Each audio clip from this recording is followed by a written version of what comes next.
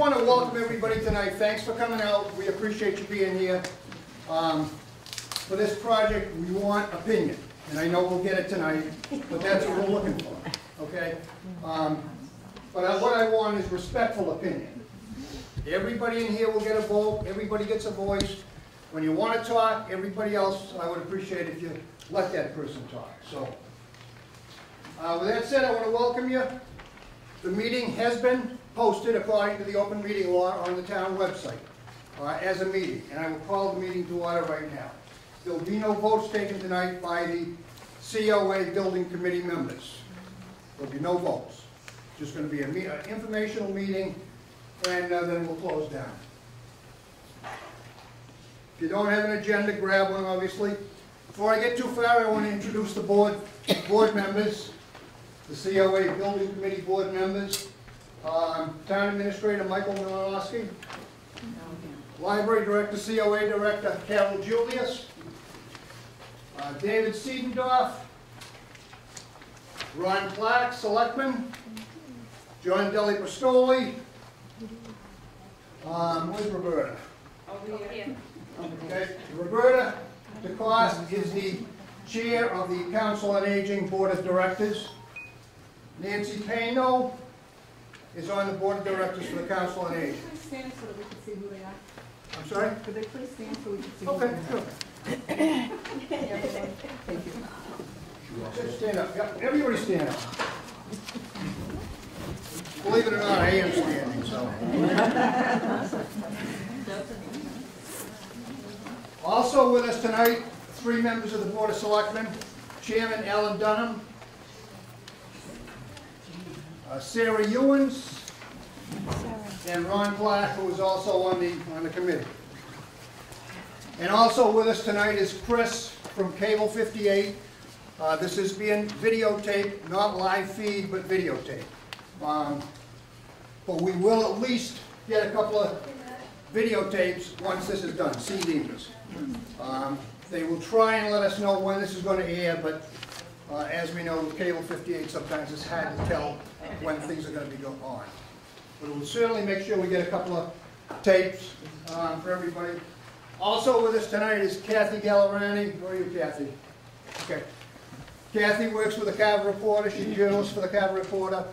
It covers things, I think, very fairly and unbiased. So I appreciate that in a reporter. It doesn't always happen. So Kathy, thank you for being here tonight. This meeting is about the addition to the library. The Council on Aging Center addition to the library. Okay, that's what's before us right now. That's what the committee is working on to do. Doesn't mean you can't have a different opinion, doesn't mean you can't talk about something else, but that's where we're trying to focus tonight. This committee is new. We've had 2 meetings other than this one. So we're just getting beyond the handshaking stage of getting to know one another. I met one for the first time tonight, Nancy Payno. Hadn't met her. She was in the West Indies. So came back for this. So we're fairly new. We're getting our feet on the ground. Tonight we're discussing concepts of this process. We're not discussing curtain colors, we're discussing concepts. So we're going to go through some stuff, look at what we think we're going to do, and we'll go from there. We'll then take your ideas and your thoughts. As I say on the agenda that you've got, everybody will speak. We have to be here till midnight. Everybody will have something to say if they want to say it.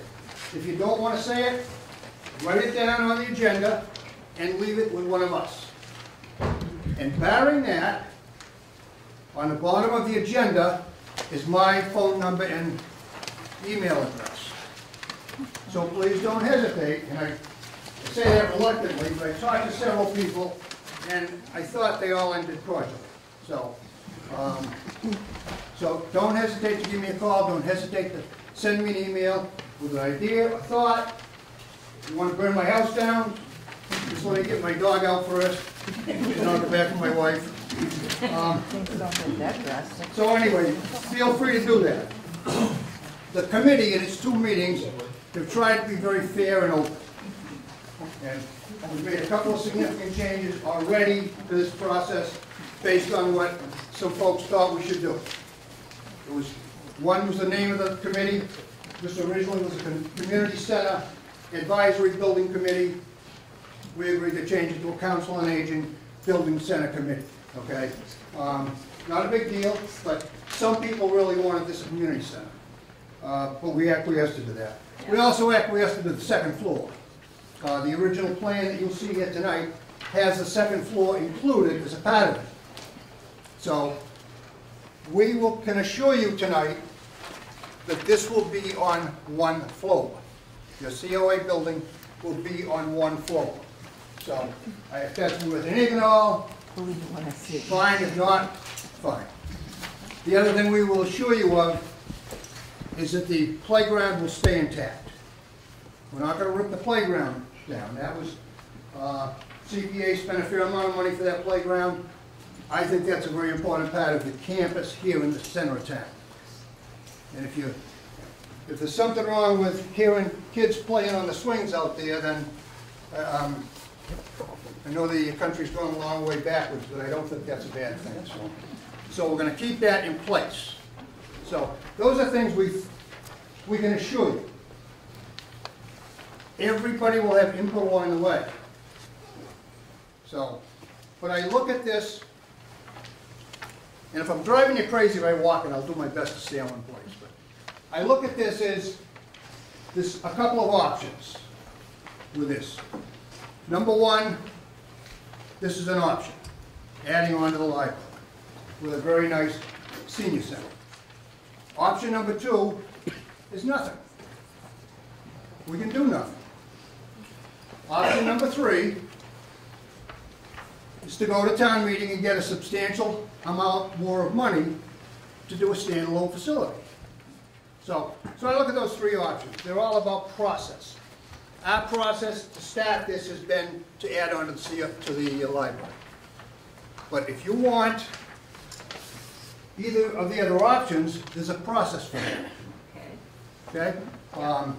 Now I was going to try and focus tonight on just this, but I'm going to allow this to open up and let everybody share your opinion with us.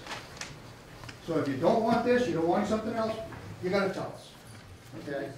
The option for a standalone building, go to town meeting, get the funding, find a place, and do it. I don't know what the price is, but somehow you'll find it. When that time happens, I certainly will be glad to help you with that. Okay, because that's what I do. The option for nothing is go to town meeting, vote not to do this, and it's effectively won't happen. And Mr. Chairman, is that the way it can be done? Pretty much. You know, it's up to the townspeople. People here, whoever comes to town meeting. If they don't want it, they can just say, vote no. Then we don't worry about it. You know, it's done. It's the way the democracy works. Yeah. And not, I'm going to hold questions, but you got one. You've been good so far. I'll try. Very good. Go ahead. No, well, we'd still be able to use the old Atwood house if this doesn't fly. I know we don't want it. I don't want it. I don't want it to fly. Okay, but if this doesn't fly, my assumption is the Atwood house will stay as it is. Your promise? No. But, no, I can't promise you that. If a tree falls through that roof, it probably won't stay. If there's a huge mechanical problem in here, it probably won't stay. It would be unwise for the town to put money into something that's so old and in tough shape. You better do something for chairs for these lovely people. I know, just This see is very here. quality We're plan. working on that. The chair's behind me. There's some up here, there's one over there. Plenty of seats on this side.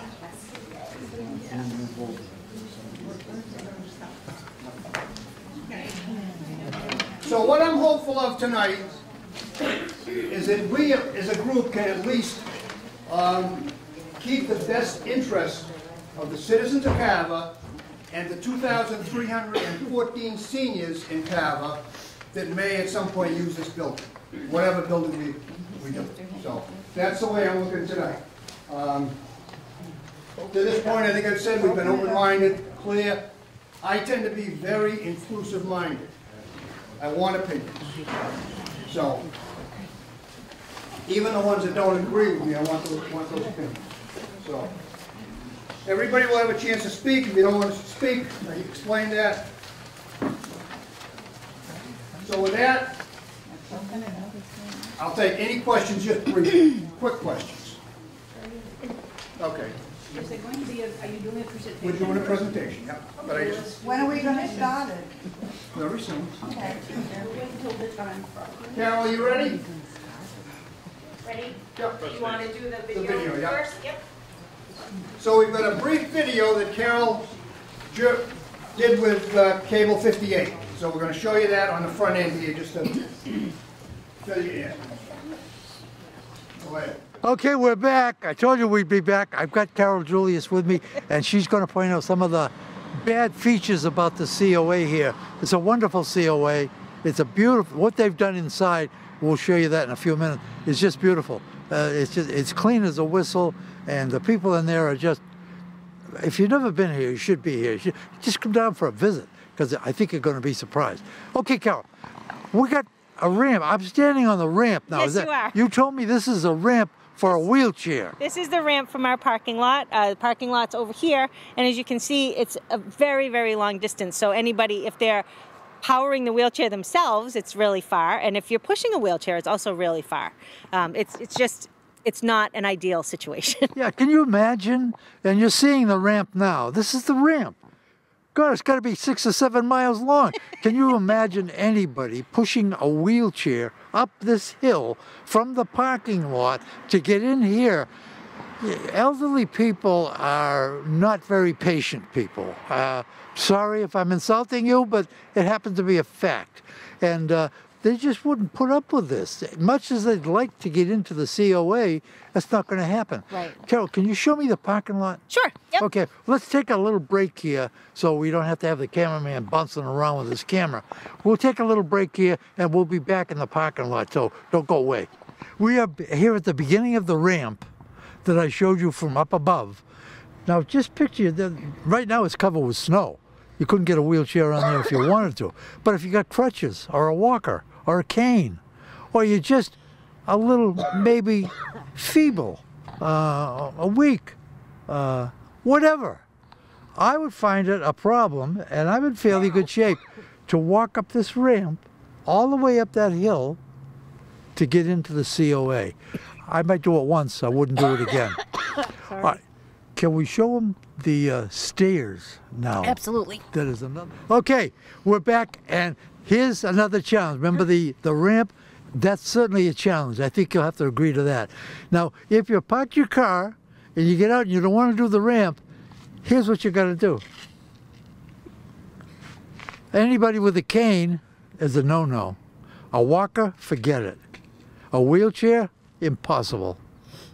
So you can see the challenges that are present to get into the COA.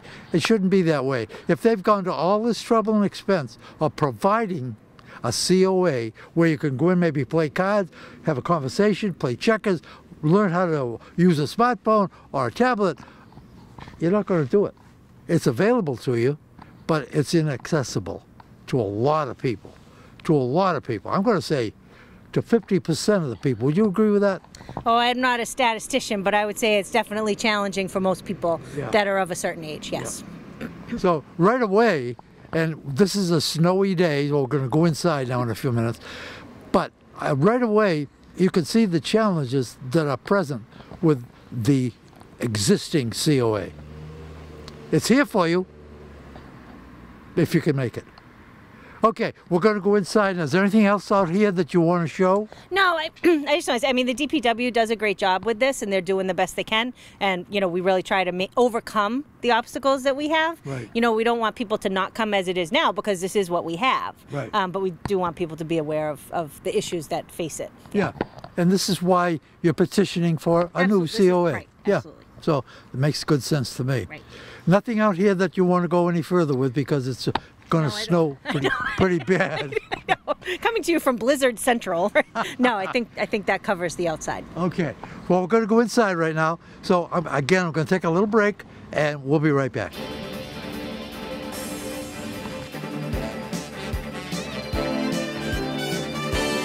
Okay, we're inside now. Thank God it's a little bit warmer. Not a heck of a lot warmer though, but at least we're out of the snow. Yes. Where are we now, Carol? So this is the office when you come in the building from where we showed you off the parking lot. This would be the first thing you would see. This is when we had a secretary. This was where she sat. But what we use it for right now, mostly is we have a Shine volunteer who comes once a week. She helps seniors with health insurance, which is a great service. Yeah. When they do open enrollment, she's very busy with people coming in and getting information on that. But as you can see, there's no privacy. Yeah, so that should be private. people are talking about, confidential information. We do with the best we can to kind of, keep people away from this, but we can't really do much more than that. So it's really not ideal for that kind of conversation. And that kind of conversation demands Should some be private. privacy. Yeah. Absolutely. But as you can see, as they roll the camera around, it's well decorated. It's clean. It's got nice curtains in the windows. It's very nice. It's very nice. It looks like your grandmother's parlor. Yeah, but it's not private. No, it's I not. agree with you. Okay, what other challenges? What other? Well, we have stairways. There's no elevator in the building, as you mentioned before, and so we have stairways that people don't go up. My office, for instance, is on the second floor of the building in what used to be a bedroom, and it's great because it freed up an office down here for our activities person, but it means that I can't meet with people in my office because I don't want people to come up those stairs. Yeah. So I come down, which is fine, but again, then there's no place private for me to talk to people if they have a concern or want to have a conversation like that. You mentioned in the last show we did together, you mentioned a freezing pipes. Yes. Is that going to happen again? Well, after that happened, the DPW did come in and they put in spray foam insulation to try to prevent that. They sealed up some cracks. They can't. One of the things that people said to me over and over is, well, why didn't you put heat tape on those pipes? But building code doesn't allow for heat tape in a public building. Is that right? Yeah, I didn't know that. Because that was my first thought too. Like, why don't we just do that? But we can't do that. So they did the best they could with insulation and spray foam. So we hope that won't happen again. I've worked here for almost 7 years. It's never happened before, but we've never had a cold snap like that before either. Yeah. So I hope it won't. I think we're on top of it now and more aware of it, but I can't guarantee it because of the age of the building. Yeah. Okay, can we see the kitchen? Sure. You mentioned it was a very small kitchen. It's a very small kitchen. Can yes. we take a walk down if we there can now? fit. All right. I'm going to ask my cameraman to get out of the way, and we're going to take a little break again. Okay, we're back, and as you can see, the camera's way down there, and we've got a ramp here that is good for wheelchairs and that kind of thing, but it's kind of a long walk. Where we're headed now is for the kitchen. So, Carol, Sure. if you will accompany me. I would be happy to. And the kitchen is down here on our left, Yes, it is. and this is a little room here. These We'll are open- restrooms. Okay. Yeah. We don't need to take a shot of the No, restroom. you don't need them. Those are new. Yeah. Those were done a few years ago with CPA funds. Okay. That's okay. This is the dining room. Okay. And this is the kitchen. This We're is the going to go kitchen. into the kitchen now. Okay. I'll follow you. All right. Hi, June. Hi. Oh, you're right. You're right. This is the kitchen. this is a tiny, tiny, tiny kitchen. How many meals a day do you put out here? Well, we do, I think, around 30 some odd meals on wheels, and then we serve in the lunchroom, I would say anywhere from 15 to 25, 30 people on a given day. More on Thursdays because it's bingo day. Let me ask you a question. When people come here for lunch, do they have to phone in No. a reservation? Or? No, they just show up. You can actually call and find out what the meal is for the day that we posted on Monday on the phone. So if you call on the phone, you can get the menu for the whole week and then plan what days you like what we're serving and come on those days. Okay, but what bothers me, having been in the restaurant business myself years ago, if you're prepared for 30 meals and 50 people show up, how do you handle that? Well, It's never happened. Never happened. It's never happened. But it could happen. I suppose it could, but I have the best cook, and she would rise to the challenge. Okay. What tends to happen is we prepare for more, and then we take what we don't serve in the dining hall, and we use that for Meals on Wheels for the next day. So Okay. usually whatever's served here, like today, will be Meals on Wheels tomorrow. Now this is open 5 days a week, Monday through Yes, Friday. Monday through Friday. And Yep. Meals on Wheels is Monday through Friday. Exactly. What are the hours of the COA? Sure. So lunch is served at 11:45, but the Right. building is basically open from 9 till 3. 9 to 3? Yes. Okay. On Fridays, we close at noon. So there's no dinner meal? No, there's no dinner meal. Okay. No. I think if my cameraman could come in here, I don't think we can all fit. I think he could just take a shot down that aisle to show how small it is and what they've got to work with. I think it's absolutely amazing. Would you come closer to me? Oh, sure. Don't tell Dale. Take a look at that now. There's a lady down there who, are you a cook, miss? I'm the assistant cook, What's your name? June. June. Nice to meet you. Thank you. I'm sorry we can't get closer, but as you can see, I've got my hands full right now. So June is you great. can see that the kitchen is very tiny. I was in the pizza business, and I couldn't work in a kitchen like this. Very I'd be small. claustrophobic. We can't walk two behind the Yeah, table yeah. without bumping into the stove. I just think you do a fantastic job here. Okay, let's go out and just take a look at the dining room and the people who are filling their face now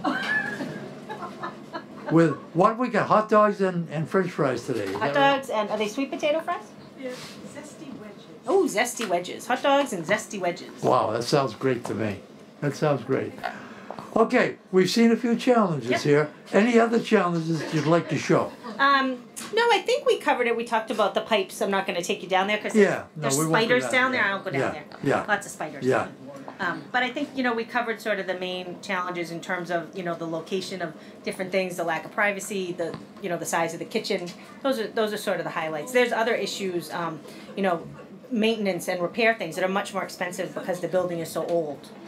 But we can talk about those rather than show you them. Again, thank you for watching, and keep a song in your heart. If you have not been in there, just a little flavor of what that building is right now.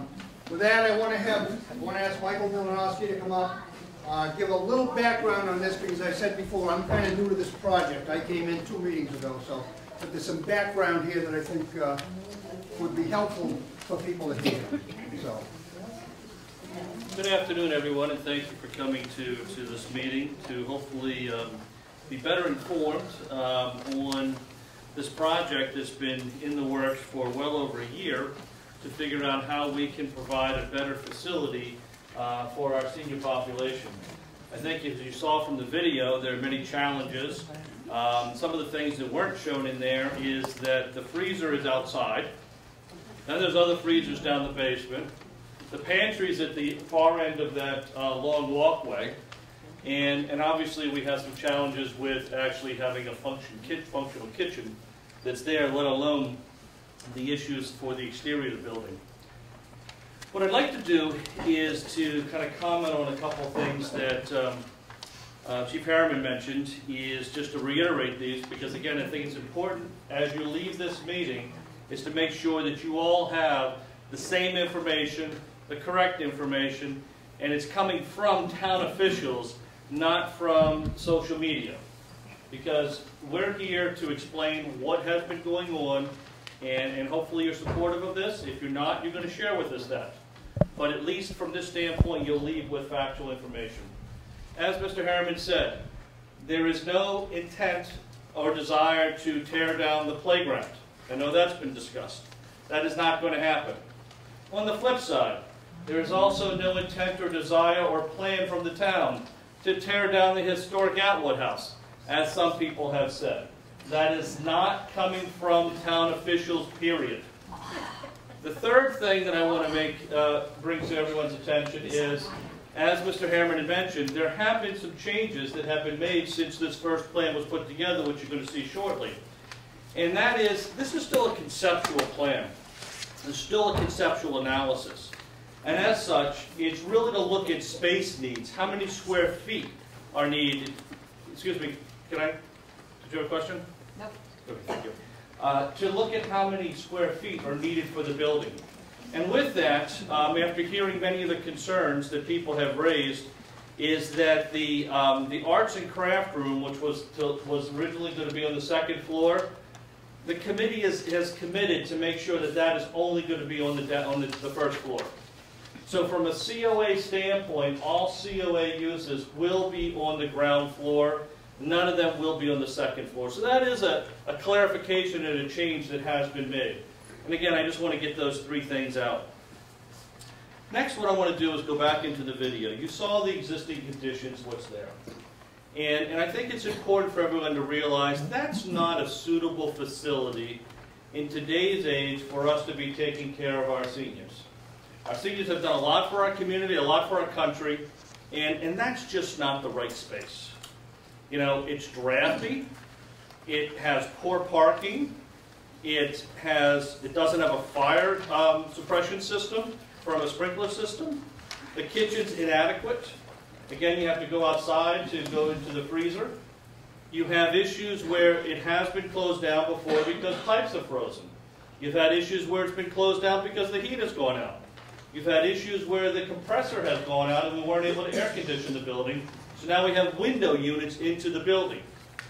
One of the key things I want you to leave with is whenever a local government in Massachusetts tries to renovate a building, it goes wrong. And the reason for that is under Chapter 149, we have to hire Boston Union labor to come down and do this. And before you know it, the prices are 3 times more than what they should be. Case in point, the town voted down 3 times to renovate to do an ad reno repair to the existing elementary school. That project was $67 million for a renovation project. Now, we're building a new building for $50 million. The point that I'm making there is that when a government goes to renovate a building, you get hit with change orders. Those change orders add up cost, and they make the building's renovations unaffordable. So, what has happened over the years is that our current director and previous directors have been told, make do, make it work, figure out a way to continue to make that building work. How do we keep it alive? How do we keep on making it work? CPC, through their efforts, because it's a historic building, was able to provide some assistance in redoing the bathrooms. Then they redid the roof. Probably should have done the reverse order, but still got it done. Updated some of the electrical purposes that are there. So there has been some money that's been put in through CPC at an exorbitant cost. And when you look at those per square foot costs, they far exceed what new construction is.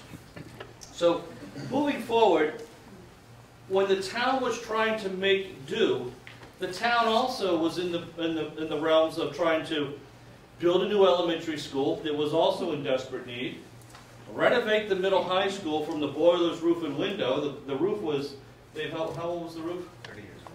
And what was it designed for? Life expectancy is 20. So we were 10 years over that. If you go through the middle high school, you know, before we just did the renovations, most of the ceiling tiles are gone because they got wet and they had to be taken down and stained.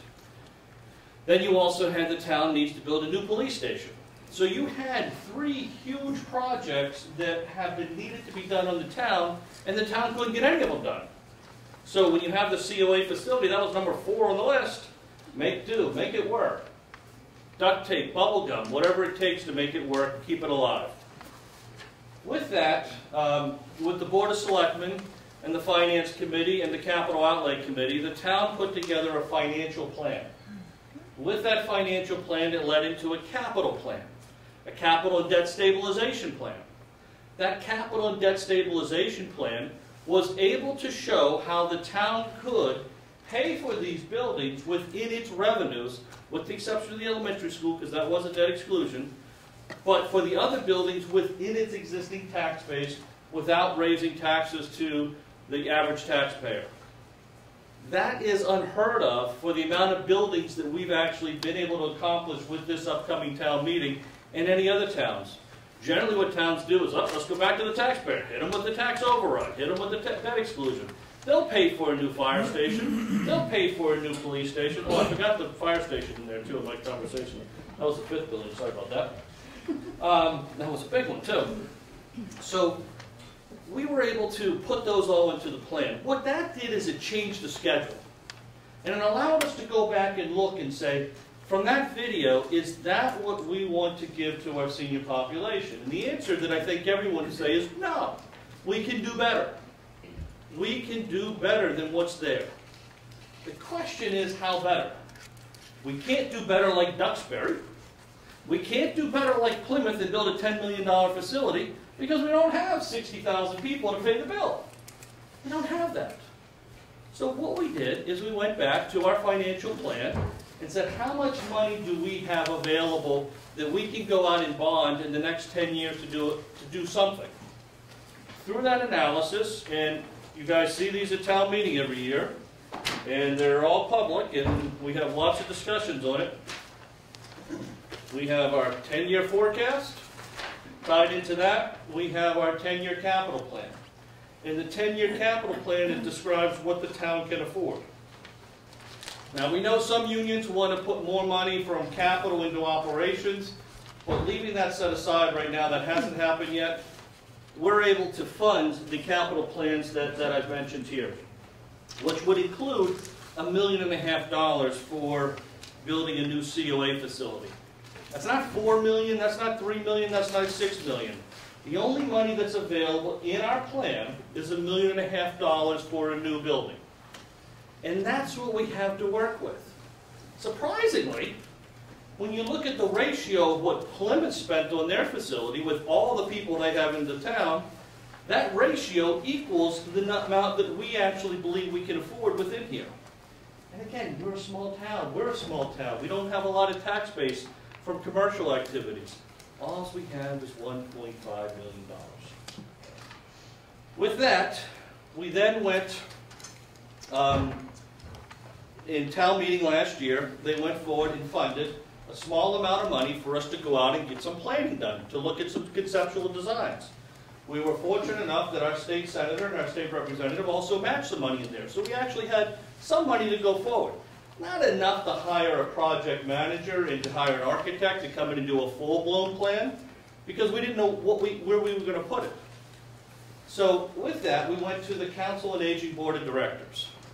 And in the town government, the Board of Selectmen, working underneath the Board of Selectmen, we have a recreation board. Recreation oversees recreation activities. We have a school board. School oversees the school kids. We have a planning. They oversee planning. We have a conservation. They oversee conservation. And we have a Council on Aging Board of Directors. They oversee Council on Aging activities within the town. And I got to tell you, one of the people that I loved in this town, unfortunately she passed away, was Paula Babbitt. And I got to tell you, that woman was a force to be reckoned with. As Carol knows, one day we were late on getting the air conditions in there. Got a knock on the door. Trust me, I went down real quick to help solve that problem. And I'll never forget the time that we made an agreement, and we didn't shake hands. She did a fist bump, and then the explosion. I was like, that's pretty cool. Anyway, the reason why I bring that up is because Paula was the spearhead behind this. Paula went out and interviewed with other members of the Council on Aging Board of Directors, other people in the community. Now, some people say they weren't asked. I can't do anything about that. All that I can say is that the Council on Aging Board of Directors made an effort to go out and find out what other seniors want. And they came back with a list. And with the list, we went forward and tried to define that into this project. Now, we went through many different revisions. One of the revisions you're going to see tonight is the kitchen separated from the dining room. We also had options with the kitchen attached to the dining room. Back in, I want to say July, August, September, when we were looking at this different scenario. And in meeting with the group, we determined that there were some pros and cons about each one of these. And again, these are just concepts. And the concept that was finally agreed upon by everybody, voted unanimously by the Council on Aging Board of Directors, is the plan that you're going to see tonight. Again, the only change that's happened to that one is we're going to make sure all library activities are on the second floor and all The Council on Aging uses are on the first floor. I am going to have Carol just talk briefly about the synergies of use, because that was an important piece that's tied into here. Now, how did we come to this building? How did we come to the addition that's here? Again, we only had $1.5 million. It's all the town can afford. It's all the town can afford for the next 10 years. That's what's in our capital plan. But here's the other piece. In this building right now, when it was built, is the whole heating ductwork system built into the roof, into the basically the attic, is literally built into the attic. And there's six units? 11 units, sorry. 11 units that are at the end of their useful life. Now we have to take those out and replace them. Okay? And here's the problem. When the building was designed, no one put a door in there for us to take them out.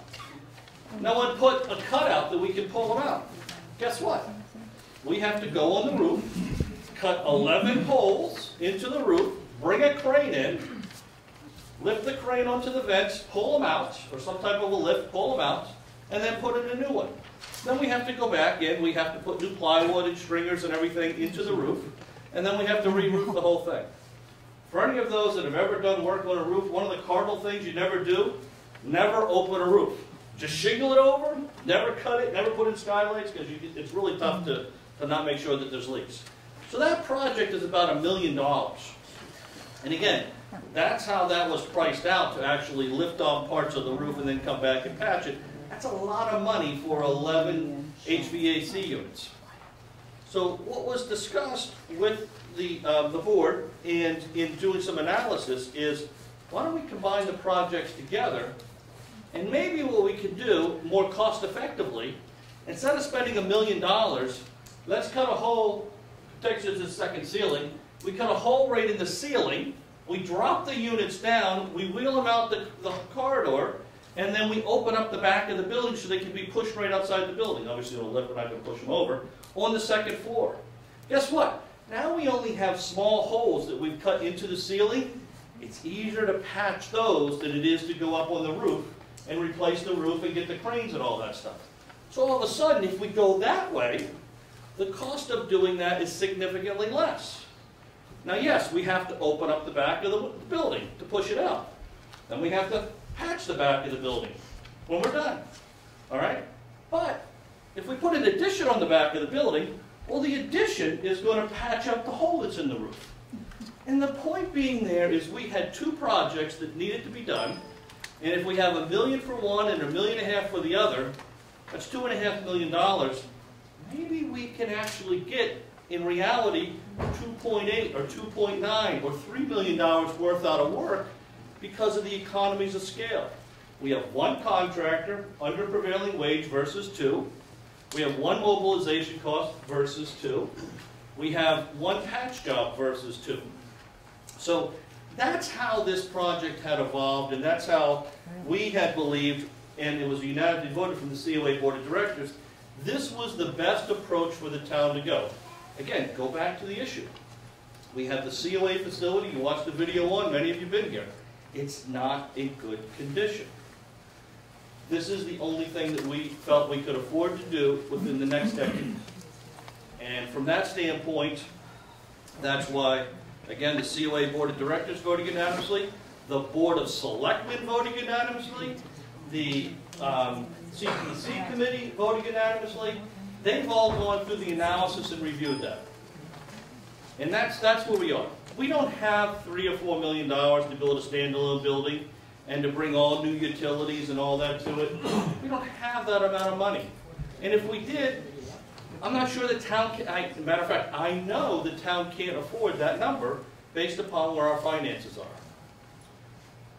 And so with that, what I'd like to do is ask Carol, Bill, just to talk about the synergies of uses, because the library staff and with Carol being the director of both departments, we actually see this not only from a cost-effective standpoint, a benefit to the town, we also see from a use standpoint, a growing use of benefit to the town. I know, but that's... You didn't tell me. So from my perspective on this is more in terms of library use. and recognizing that, you know, what I have said in 35 years as a librarian is if I can get them in the building, they will stay. And can I just say how awesome it is to see so many people in this room? And we have lots of library programs, so come to those. But what I believe is that there are a lot of synergies between a library and a council on aging in terms of community. I believe that things can be kept separate when they need to be kept separate, but that there are good things to be said for sharing a space with, you know, multi-generational activities and families. The playground, people come over to see. I know there's been talk about the playground, and I understand that that's some concern. But from a perspective of managing two departments and having enough similarities, I think it makes sense. I think it's cost effective. It's not because it's what I want to do, and I know that's been out there on social media, and I want to tell you I don't have enough influence over the town administrator and the board of selectmen to get them to propose a project so that I don't have to drive to South Carver. I actually like my drive to South Carver. I like working in two different places. But coming from a perspective of offering something to the town that we can afford, that serves the needs that this Council on Aging has, and works in a space that we currently have here at the library, I think it's doable. I can tell you that I have people on the library staff who are very excited about the idea of offering a program with the activities coordinator at the Council on Aging and working together to do things like that. So from that perspective, for me, strictly as a department head, I see the benefits of it. Thank you, Carol. Michael talked about the heating system, but I think it's working tonight. Yeah. Anybody warm? Yeah. Can we crack a couple of windows? All right. You've got a PowerPoint presentation. It will be fairly brief. Whenever you want to get started, Carol. I think you can do it with the Oh, clicker, that's right. or I can All go right. here if you want. All right, so it's my first rodeo. First time with this clicker, anyway. Okay, so we're finally here. We postponed a couple of times for this informational meeting. But thank God it worked out. We just could do it tonight. Should have changed the slide, but we introduced the committee already. Thank you. I don't know what that comment was, but thanks for the help. Introduced the committee already. But that's a good committee. The only thing I will say is the bottom four, Michael, Dave Siedendorf, John Deli, and myself, have been on a couple other committees. So we've kind of learned a lot from being on those committees how best to do this. So I think the town would derive some benefit to having us hanging around when this thing is built. And we will do that if we can. The project, as I see it, to develop a cost-effective construction project that will provide better services and facilities for our senior residents while sharing a current facility, and one that requires a minimum taxpayer capital while promoting better utilization of both facilities. So that's kind of in a nutshell what I look at as kind of a mission statement for this. Beautiful old building. Emphasis on old. Oops. Emphasis on old. Built in 1820. That's not a typo. 1820. So it's got probably every stage of electrical wiring that we've seen through the last 100 years. To me, it's a nice building.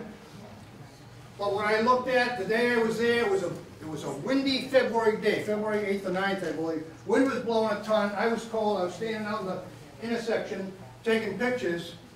And what I thought about was, if you can see, these are drafts coming out the windows. These are dollar signs that are flying out the window. Now that's me as a old conservative, but that's what I could see. I know these old buildings are beautiful, but they're very, very inefficient. What we're looking to do is we're right here. This is the library. We'd like to tag on to this end, move that parking lot over, and tag on to that end. That's kind of what the plan looks like. Here it is here. This is the new part, and this is existing right here. First floor, and Karen, you might have some thoughts on this, but this is what we're looking at. This would be a dining room that would seat, although it says 66, there's only 6 chairs at a table, so generally you have 8, so it would seat somewhat more than that, probably 80 people. there would be overflow in the meeting room that we're in right now. So, there would be a couple of offices. We talked in the video about the health agent not being able to talk to you about your health issues privately. Well, that's a violation of the HIPAA code. Can't share that information. People shouldn't be allowed to hear that. So that should be in a private office. Somebody doing taxes, that should be in a private office. I certainly don't want to do my taxes in front of somebody else that maybe is playing bingo or, you know, learning computer skills or whatever. Again, just my feelings. I think that, and particularly us old timers, and trust me, despite my youthful appearance, I am one of you, we tend to be very private about things. We're not as open as the kids today are, so we try to be a little more private. So again, I think that adds really kind of a nice room, a big kitchen. You'll see a diagram of that in a minute. So to me, that would certainly work, particularly getting everything on the first floor. Bill. Well, Yes. if you want to go back to that, and I think, you know, what's happened is, you know, we sort of married ourselves to this because we put it out there, and rather it just being a concept. But where we talked about keeping council on aging things on the first floor, not the second floor, and then what you see there, the small meeting room, that's the room right across the hall, that would be what would serve as a crafts room, and then a second floor addition where we would have a crafts room could work as the small meeting room. Generally, at night, this room gets used a lot when the library is closed, the small meeting room not quite as much. There would be things to work out with that, but that would be how we would keep that all on the first floor rather than the two-story you know, plan that we see. And a huge, I'll get, Where are you gonna put the storage closets? Where we store the wheelchairs I think that and all those are that really stuff? specific questions that at this point where this is really just a concept, I don't think that we can necessarily say, oh, that would go here, this would go there, and I'm not trying to put you off, but I think that it's, you know, if we go forward with this and we hire like an OPM, then we would obviously create a list of the spaces that we need, and then those would be worked in. So I can't tell you in this plan where that would be. What I can tell you is we would make a space for it if this happens. Could you define OPM, please? I would turn to Owner's project manager, that's an outside firm that we would hire to oversee this, to do most of the project planning and so forth. Required on every municipal project over $1.5 million. All right, so on the second floor, that would not be there. The craft room. I knew this was going to happen tonight, but Don, just keep an eye on you, Bill. as I said, these old timers aren't that technologically astute. So again, this craft room, there it is, would go downstairs. These offices would go downstairs. The storage would be worked out, but right now some of that is a library storage anyway. So, we talked about the kitchen earlier. And it just amazes me how she gets anything out of there. I can't imagine how she gets anything out of that oven. Because there's no distance. I'm sorry? Easily, she's a professional. Well, yeah, I know. I still say it's difficult, and I, as a firefighter, see issues there that if for some reason she's got something on the stove and decides she needs something in the freezer downstairs, something's gonna happen. You wanna do this for me? Something's gonna happen. So Are to you me, saying that kitchen is unsafe and we're using it as the town? I'm You not. say you're a no, firefighter, I'm and saying it's I'm a unsafe. firefighter and I see issues. Any kitchen has potential to have it. Without question. I agree with you. I agree with you. Okay. I see it. I'm just making sure, because there was some that said that we don't even have the right fire alarm and such in there. no, we That have. building And is, then somebody contradicted me. that building, I'll clear that up. Yes, that building has a fire detection system, smoke detectors like the home. Not a fire suppression system. Fire suppression system is a sprinkler system that puts the fire out. But we do in the kitchen. That is an Ansel system. We have an Ansel system in the kitchen, and that is up to code, and it is safe. I mean, we have our annual inspection, But just like only for any the other stove. kitchen would, so. So right over her beans or whatever she's cooking, in that hood, there's a dry fire protection system. So if that sees 160 degrees at the thermal link in that hood, it will kick that off. So yes. So the kitchen we're proposing, or at least conceptually, is like this. Again, there's foam boards all around that people have seen, but this is what we're kind of looking for right now. Storage in here, the freezer I'm sure would go in here. I don't know if she'd still have 11 freezers. I don't know if we can make a building big enough to have 11 freezers. 6 freezers and 2 refrigerators. Well, I haven't heard the number 11, but thank you. So it's 8 in total. Yeah. How many in the building out back? And the one outside. And the big That has its own house. big one out back. Okay, so the number is 8. Yeah. Okay. 8, 9, 9? 9. Yeah. All right. Conceptually, this is kind of the way it's going to look. I'm not sure that's the look we're going to end up with. I don't really like that look. But again, that is for the designer when the time comes. Hey, Bill, can you go back to that, just mention the parking? How close the parking is now? Yeah, the parking is right in here. That'll all be moved back to this area.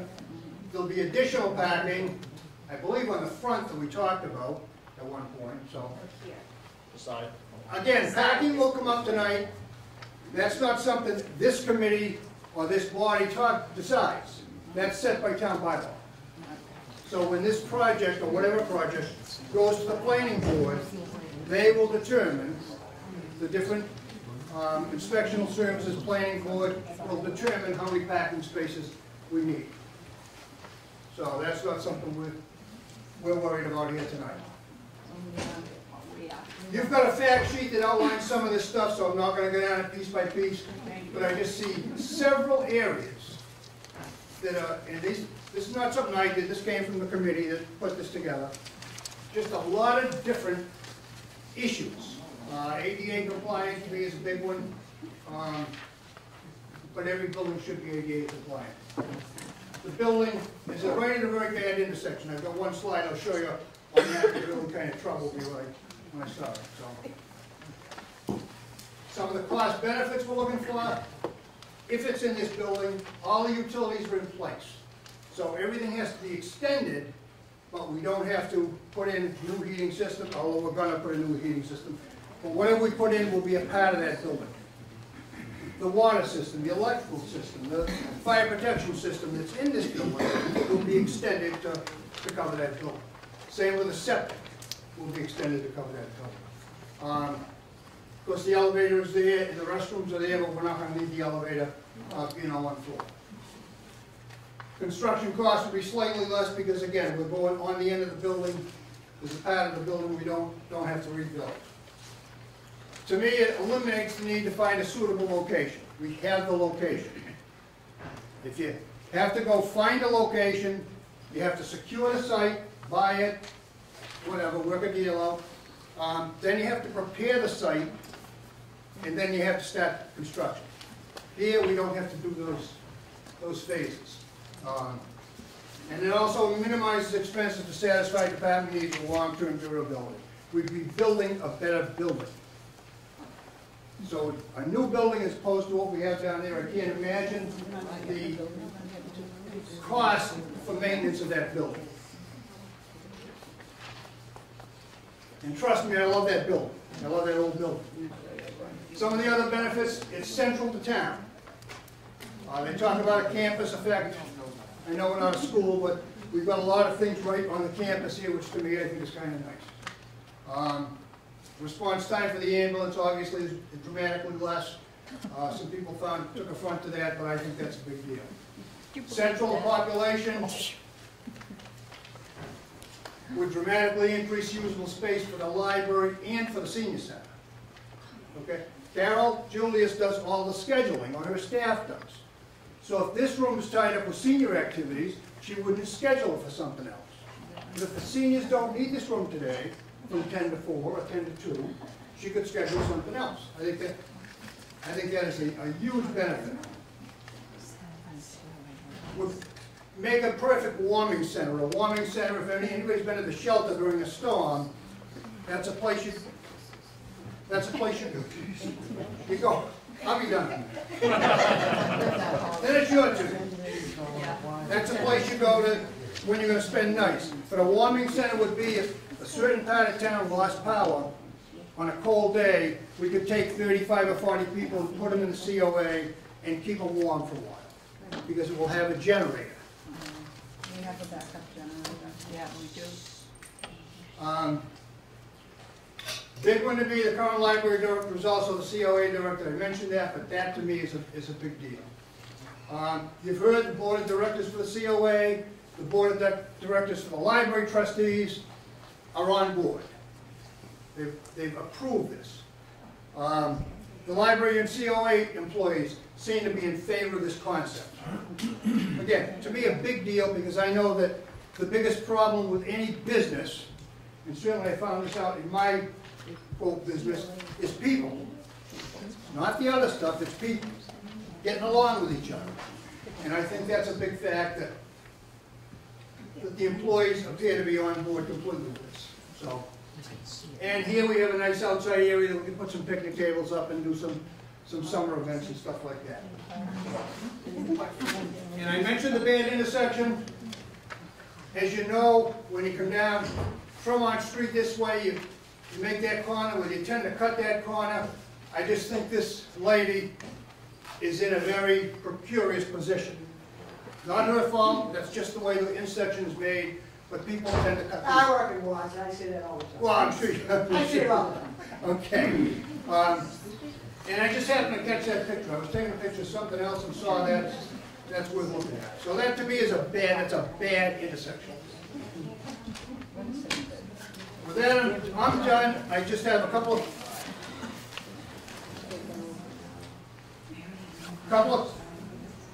points. I would like Ron Clark. Bill, you set with this? Yes. Set with the slideshow. Yep.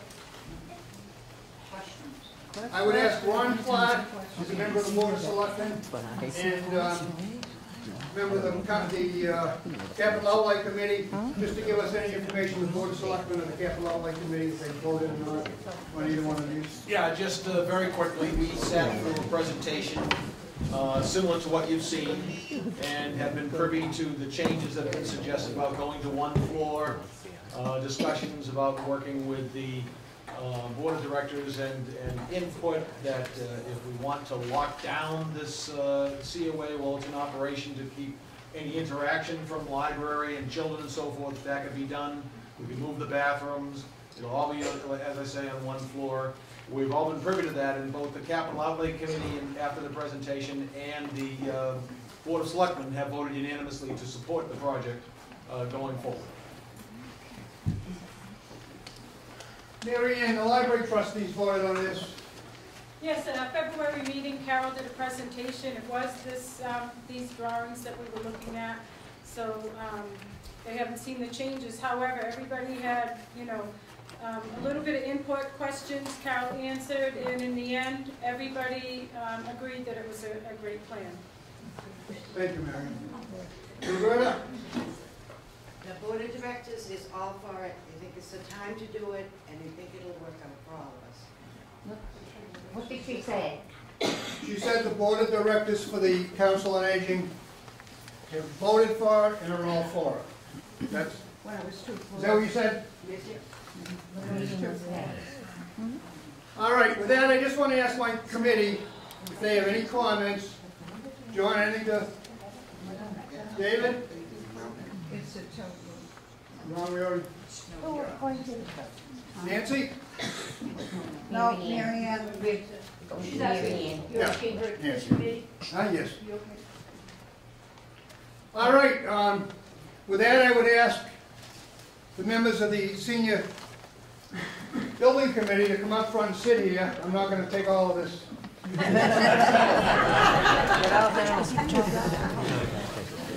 Hey, you can laugh. That's good. Should I go down one side? Is it down? We all move down. Just the building committee. Just move down one so they can sit? sorry? Maybe some people will see. Yeah.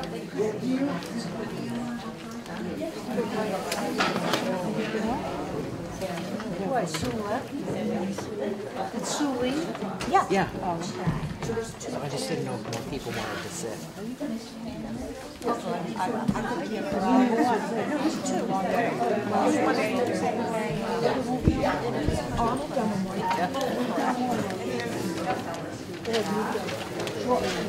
We did that, but we'll do it again.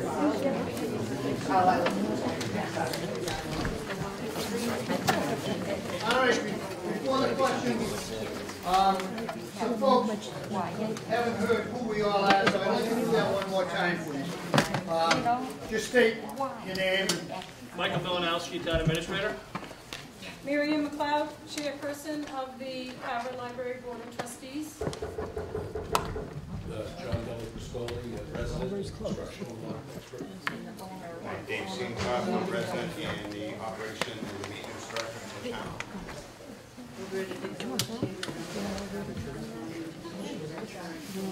Carol Williams, Library and COA Director.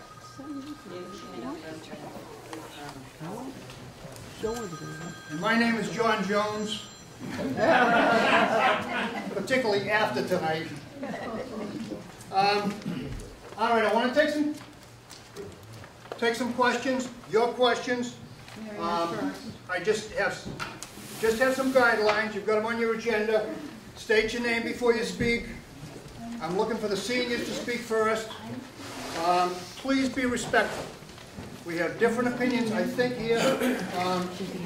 So let's just respect each other. When we walk out the door, let's walk out together, because we're still Calvin residents and seniors, and we're not this side or that side. I hope not. So, right here. My name is Marianne Prescott. I live at 10A Meadowbrook Way, right behind us. And we have an entirely different opinion of what we've heard tonight so far. And most of us have been, for many years, constant users of the COA. And what we've heard tonight is I guess, just a really good view of what is wrong with the COA we currently have. And the first thing I'd like to point out is last year, when there was when town meeting came around, we had to then put up the warrants for town meeting, as we've done this year and every year. Last year, one of the warrants was to provide a feasibility study for a COA. That which we saw tonight is not a feasibility study. A feasibility study is where you take several different options and you look at them, and someone then gives you a breakdown of the cost versus where it is and what is entailed with using those sites. What we saw is several ways to carve up a library, and that is not the same thing as a feasibility study. There was $25,000 allocated by the town to do this study. Has there been one done? I'd like to know that. Could someone of you up there answer if there was a feasibility study, and if there was, where is it? I'm more than happy to answer your question. Why don't you just finish your thought process? So we No, I mean, before we go on, I'd like to, because that's a very big part of what we saw tonight versus what we were given as... I'd love to answer that question because I think, again, it corrects some misinformation that's out there. And that is that, yes, as I said in my presentation, is the town did advance some money for this project, as well as our state senator and as our state rep. What our next task is to go forward and hire a project manager, an OPM. And as part of that OPM, what they'll do is they'll take our initial analysis, which is the basis for a feasibility study, the basis for the feasibility study, and they'll take that and then they'll actually, when they have the architect on board, start to analyze the different configurations that can be done for this building. Yes, we are focused only on an addition. Yes, that is correct. The reason for that, as I said before, we only have so much money. We only have $1.5 million, and that's why we're focused on this piece that's here. That's how the article is written for town meeting. That's what the intent of the article is. That's the next step for the architect and the OPM to do, is to go through and do the analysis as to how to best configure the building. excuse me for one second, I want to know what happened to the feasibility study that was presented on last year's warrant to come up with our alternative. I just answered the question. I just answered the question. The drawings that you've seen here are part of the analysis that was done, working with this. Listen, no matter what I say, it's not going to meet your expectations for the feasibility study. It's not going to meet your expectations. It's not going to meet your expectations. What I'm trying to say, and I believe I've said it, is that when the architect and the OPM are hired, they'll then start to look at the different analysis of this building. This project is focused on an addition because that's all we can afford. Money has been spent for the kitchen design. Money has been spent to put these together. That was all done in coordination with the COA Board of Directors. If you're not satisfied with that, there's nothing I can do to answer your question. Where is that? Could you tell me who did that, and when was it approved that that was in place of what they were asked for, which is a feasibility. You know what a feasibility study is. You've done them before. I have the one that you did from the town in which you lived before, where you presented them with different options of where they could build a COA, and what it says in that. And when I was looking that up, what it gives is some very strong parameters of what size a COA must be, and that COA must be, again, 5 by 5 square feet for every senior citizen living in town. The one you presented to Cohasset was First of all, based I on never maybe presented anything to Cohasset, so I never did that. There's one on, Okay, it's on, but I didn't do that. it has your name on it, Mr. Milanow. What I'm trying to say is that we're not going to satisfy this, Mr. Chairman. We're not going to answer this question for her to her satisfaction. The money was spent to hire HMFH. That's the drawings you saw. The money was hired to hire a kitchen designer. That was all done with the Council on Aging Board of Directors. That's where some of the money was spent. We're not going to foolishly spend money or all the money just because we have it. We're going to wait for the proper time. The proper time is when we hire the architect and the OPM to go forward and do the analysis for the different configurations for this building, where the bathroom's going to go, how the bathroom's going to be there, what the square footage is going to be. Is this going to be included with the $2 million that you're asking for this time on this warrant? I've already answered the question.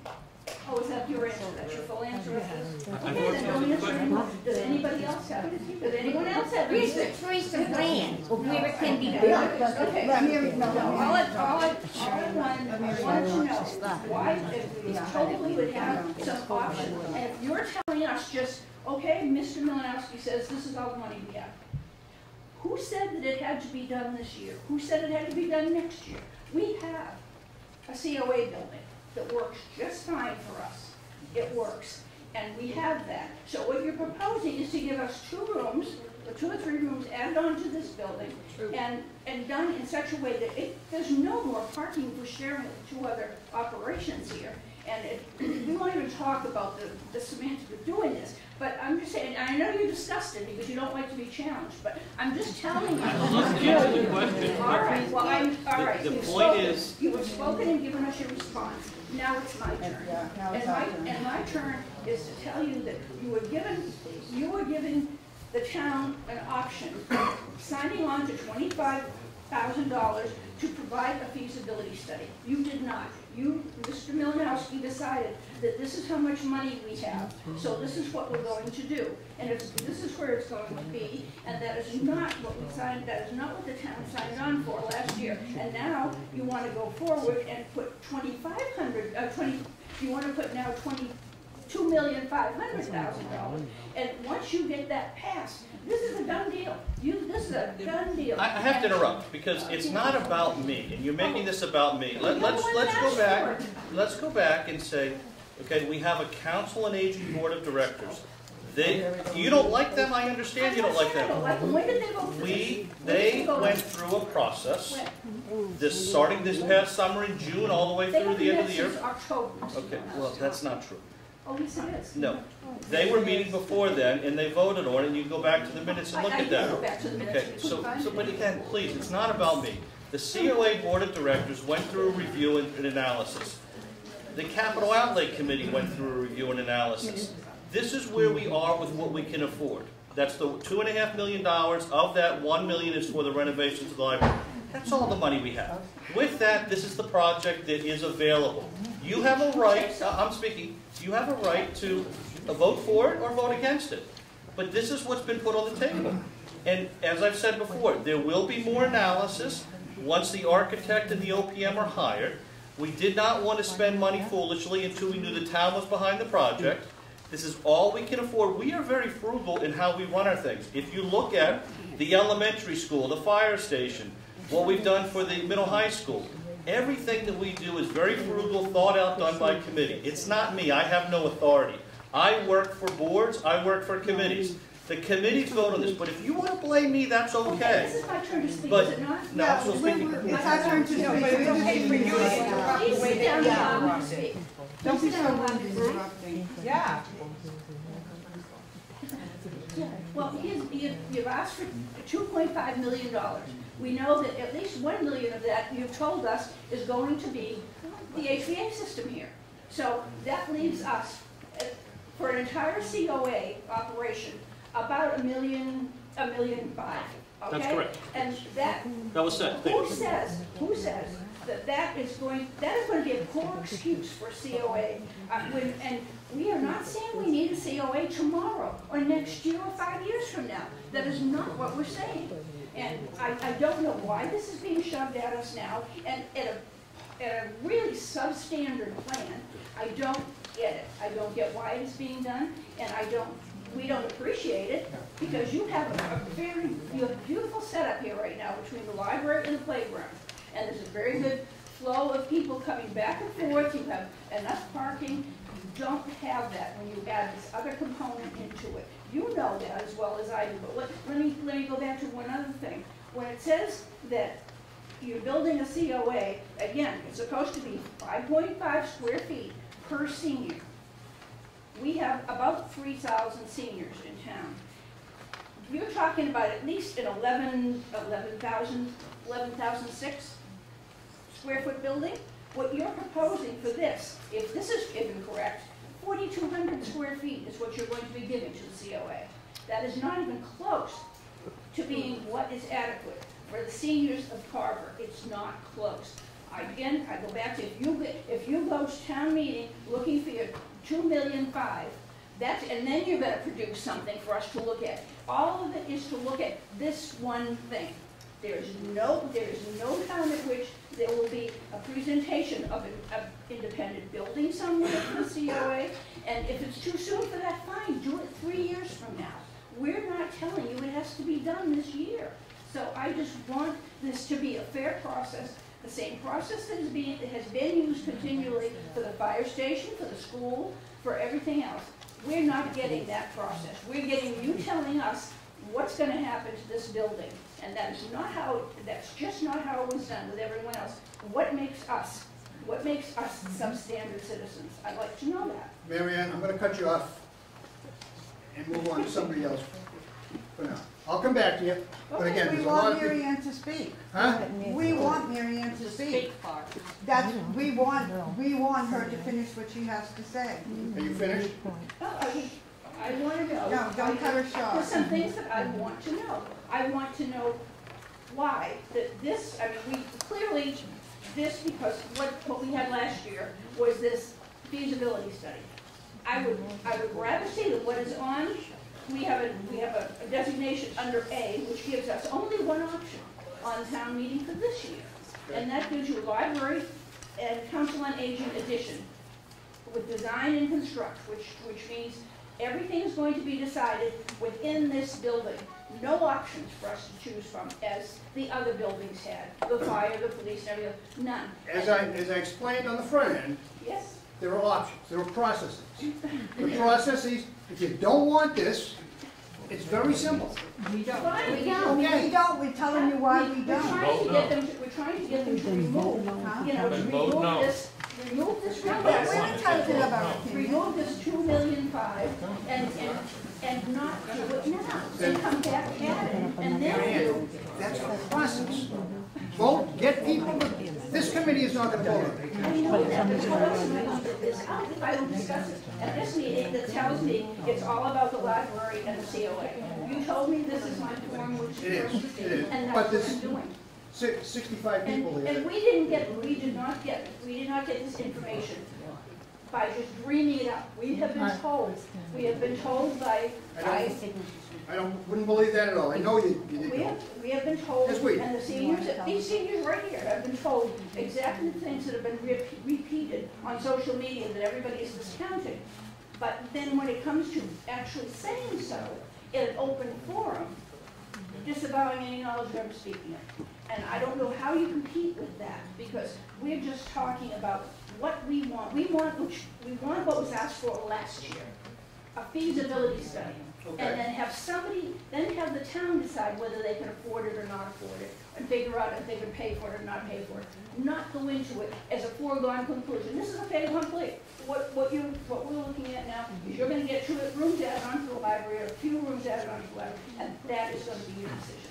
And that's just wrong. It should not be done that way, it's doing it backward. And that's not what we want. Just to address the question of why it came up so quickly. Things changed dramatically over the past year in terms of the opinion of the rate of deterioration at the current Council on Aging. Working with, and again, this goes back to working with the Board of Directors and the Council on Aging, and Paula Babin specifically, the way we got to this plan was that if, it wasn't originally, you go back a couple of years, we didn't have the Council on Aging, it was probably 10 years out, just as you're saying. It wasn't, we knew we had to do the fire station, we wanted to do the police station, we knew we had roof repairs at the high school. It was further down the ladder. Things changed so that the conditions at the current Council on Aging are such that there was concern as to how much longer it could remain viable. We got together with the Board of Directors and the Council on Aging. This plan was discussed. It was decided that this would be an option that we could pursue now with the monies we have now, because if we need more money, then it's going to have to wait a much longer period of time, and you might end up with a Council on Aging that isn't even viable anymore. Now, I think the other thing that needs to be brought up, because it's been brought up to me, looking at the numbers, we have 3,600 seniors, 60 years and older in the town of Carver. Less than 1% utilize the services of the Council on Aging. Less than 1%. We're talking about committing a lot of money and operation budget to a Council on Aging. Someone suggested to me, shouldn't we be looking at regionalizing? We get together with a couple of other towns and build a much larger one. Plymouth has a thriving Council on Aging, but they've also got 20,000 seniors that are 60 or older. That's how they have a $500,000 budget. The largest town east of Mississippi, I believe. Not a good comparison for town. Right. Why do we not even compare? I'm not comparing us to Plymouth. You are. I'm saying that we don't have the money to build a $10 million building. You are and on a comparison basis, $2.5 million is more than what they would spend. So again, it's. I've been doing this a while. The conspiracy theory. Point of order. Please do not speak. I'm trying to hear the speaker right there. Well, let that person finish their speaking, and then you speak. So that's one way, because they're interrupting everything these poor women are trying to say. Either way, so why is it okay for them to do it and not them? Did you just hear me? You hear yourself now? But you were You're speaking to interrupting. them. You were speaking to them and not them. That was the difference. I'm speaking to everybody. But you weren't. All right. You were looking and speaking with them. Number one, respect. Number two, this is the next speaker. But let's be respectful. Somebody's talking about letter. Mr. Chairman, point of order. Yes. I thought it was senior citizens. Are we checking IDs? 62. 62, okay, I just want to make sure. She looks a lot younger than that, I just want to say. All I wanted to say was I'm on the Commission for Disability for this town. And I want to let all of you know here that we cannot meet because we don't have a quorum at all. And if all of you people that are here could volunteer for that committee, this could have been an important part of this planning. Because with wheelchairs and walkers, you need plenty of room, correct? Yes. So there's not any reason why any of you can't go to the town hall tomorrow and sign up to be on the Commission for Disability for this town. We need you, because there's been a sidewalk put in on this town that wasn't put in correctly, and we want the COA to be done correctly, and we want all of you to have a view and a point in that. Thank you. So don't sit here tonight and let it end here. Nope. March yourself in there tomorrow, sign up, so we can have our first meeting next week. And at the end of that, I have one comment to the town administrator. And this is from a taxpayer point of view. You said the average taxpayer would not have an increase. Can you tell me what an average taxpayer is? Because I really like to know what it is. Exactly what you said. I'm just curious. Are you speaking in regards to, all right, so I think what we're talking about is that there's a debt exclusion for the school. So the debt exclusion was applied to everybody. So everybody, based upon whatever their tax rate is, received, I think it was 70 cents more per thousand compared to, I think it was $1.21 town meeting approved. So we came in, I believe it was 40% lower than what town meeting approved. So whatever your average tax bill would go up by that. If you had a larger house, then your taxes would go up more because it's based upon the valuation. As we talk about the COA facilities, we talk about the fire station, the police station, the improvements to the middle high school, none of those are built into a debt override. Those are all built into our tax base, built into what the town can afford based upon its financial plan. And that's the thing that I want to bring out too, is everybody here has a budget. And with that budget, they have to buy their auto insurance, pay for their gas, pay for their food, pay for their housing. The town has a budget too. And the taxpayers only pay so much. And as part of that, that's why we have these financial plans. That's why we know what we can afford. So stating that we could wait 10 years or wait 5 years or wait 15 years, right now, you can look out the next 20 years and figure out what we have available for revenue coming in and what can be afforded. We're going to come back in the future, and for the next 10 years, there's really no need to bond anything in the town because we spent for it for the next 10 years with these final projects. And I guess that's the piece that we just also have to understand. We may want a larger facility, but I think as Mr. Clark was saying, proportionally, we're paying the same amount as every other town. It's just that we're not as big as the other towns, so we don't have as big of a pocketbook to put into a building. So the $1.5 million is, and the numbers were run by the Council on Aging Board of Directors. They went out and determined what people wanted. They wanted to come back and they wanted to have the seating capacity for 100 people to serve dinner, to serve St. Patrick's Day breakfast. Lunch. That was what they wanted to come back with. Those were the numbers they were coming back with, and that's how we designed the space around here. That's what we have right now. That's all we can afford. That's what's been put on the table from the COA Board of Directors. And I had one more other thing, that 10,000 people a day turning 60 for the next 9 years. 10,000 a day turning 60. I know that's nothing to do with Carver, and I know it won't be that high, but it is. Anybody on this side? I don't know, they're over 65? No, we haven't finished speaking. 62. Does it matter? He said 62. No, it doesn't. Question. Bill Darden, one thing about the slideshow, that was sort of like a safety thing, we're talking about the kitchen. Is there a second way out of that kitchen? Since that building is not going to be torn down, or this whole thing is not going to take place very soon. I'm just wondering, is there a second exit from that kitchen? No, there is not. No. The other question is, has in all the deliberations that have gone on, any other plan been thought of for the COA? And comes to my mind is the old fire station. I drive by that, plenty of parking, all one level, no remodeling and stuff. So. Yeah.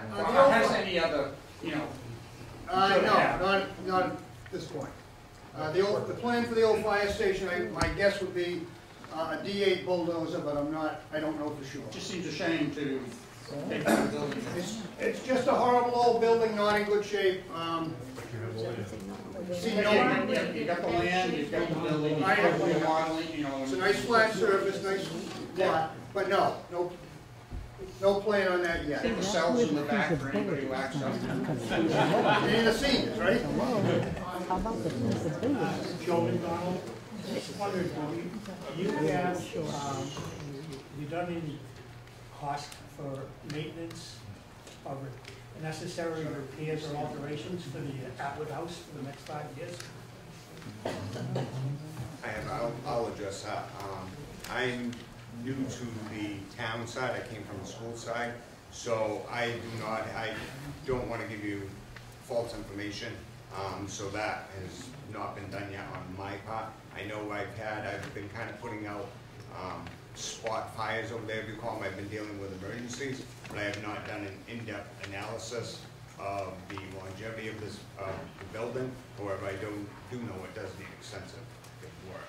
I'm not going to tell you it's going to fall down tomorrow or next week, but it does need quite a bit of work. It would be required within the next 5 years? Because that would offset the cost of either maintaining that building or...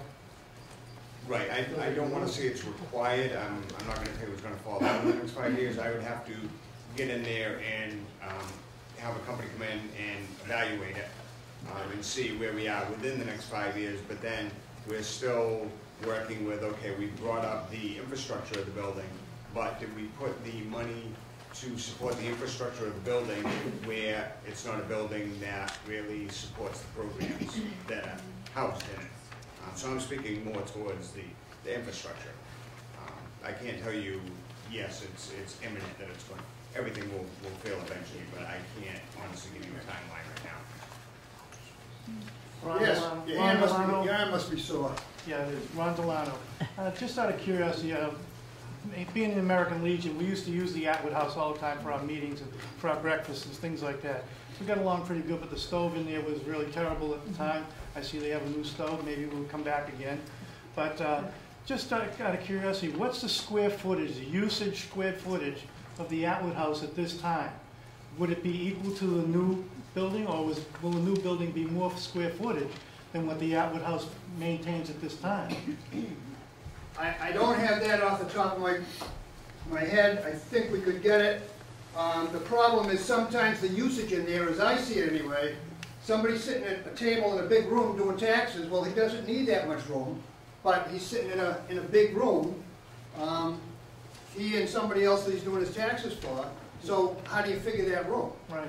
I'm figuring the dining room that you're showing us in this new building is going to be just as adequate as the dining room that you have now. Yes. Even though you have that little extra space off the end. And the kitchen, obviously, is going to be much larger.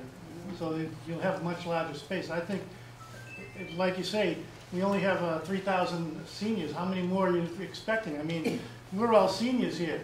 You know, we're going to graduate soon. For sure. Let me just mention that when you look at a building, okay, there's gross square footage and there's usable square footage. So when you look at a commercial building, just because the raw square footage is one number, it doesn't mean that it's usable.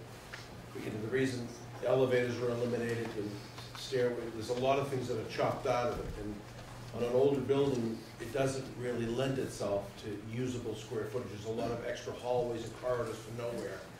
That chews up the gross square footage, whereas this is much more efficient. I mean, that's typically, just so you know, when you measure square footage, it's a little misleading. No, you're looking for efficiency of use, and that's, yes. Terry Stokorowski, when you talk about the hallways and those things, couldn't you do something like come in there and do the renovation, make the kitchen bigger, fix that parking lot, make the staircase wider, or don't do any of that, then what happens to the building? Does the building just go to disrepair? Or does the town heat it forever, or how does that work? That's all right. So let me get into that a little bit, since that's on the construction side. Renovating under Chapter 149, which is the public procurement law, basically is a feeding frenzy for these public contractors. There's no end to it. It's an open checkbook for us taxpayers here. So if the job is $1 million, it will come in at $2 million. There's no end to it because everything is an extra. Because they can't see it, they can't do, everything's unpredictable on a remodel, and anybody who's remodeled anything knows that it's never what you think it is, it's always more. The only problem is with public procurement laws, the town and the taxpayer, even though they say that these laws are out to protect the taxpayer, they actually do the opposite. I've been in several of these committees working through these different scenarios, and I can tell you that I see that they actually prey on the towns and the taxpayers, and to remodel that building, I'm certain to get it to a level without doing the analysis, but my gut is it would cost more than what they're talking about on some other location, regardless of where it is, of similar square footage. So I just think you got to realize when you get into the public procurement and you get into the word remodeling, it's really very expensive, and I don't think anybody wants to see constant upcharges and going back to town meeting for further, because now you're halfway through the project, you can't be halfway pregnant. I mean, you're there, so now you have to spend the money. So carefully think that through. That's all. Well, what happens to the building if it's empty and it's not being used? It's going to become overrun with rodents or whatever. So I'll leave that to the town manager. So when the town has surplus property, a building or other surplus property, the town will then figure out through its topics committee what's the best use for that facility, and then put it out for a public bid to have somebody else come in and take it over. One of the thoughts that's been discussed in the past is there an opportunity of turning that into putting some senior housing behind the building under a private contractor? When I say private contractor, I mean a not-for-profit contractor like South Shore Housing behind here that can do affordable senior housing, and they could put up 8 or 9 or 10 units in there. And again, so that they can turn that into a complex for doing some type of a housing. And that's one scenario. The town would own that? Point of order. No, in that situation, it would actually, in that situation, I think the town would probably want to have someone else own it so the town's not responsible for it. Again, these are all things that will be taking place and discussed in the future. They're not really part of the design here, but that just gives you an answer of one scenario that could happen. Yeah. I'd like to say that. Okay. All right, point of order. I said to the chairman 1 second, Mr. Malinowski, you're wrong. I pulled the deed here of the building.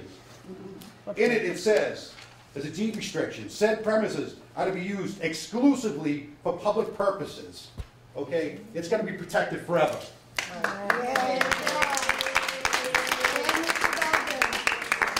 So Bob, on that, doing affordable senior housing would fall into this category because the senior housing would be available for the public. So yes, it would still be. No, I'm sorry, you're wrong, because I can't go in there. If it's for sole use of that, then I can't go in there because someone else is living there.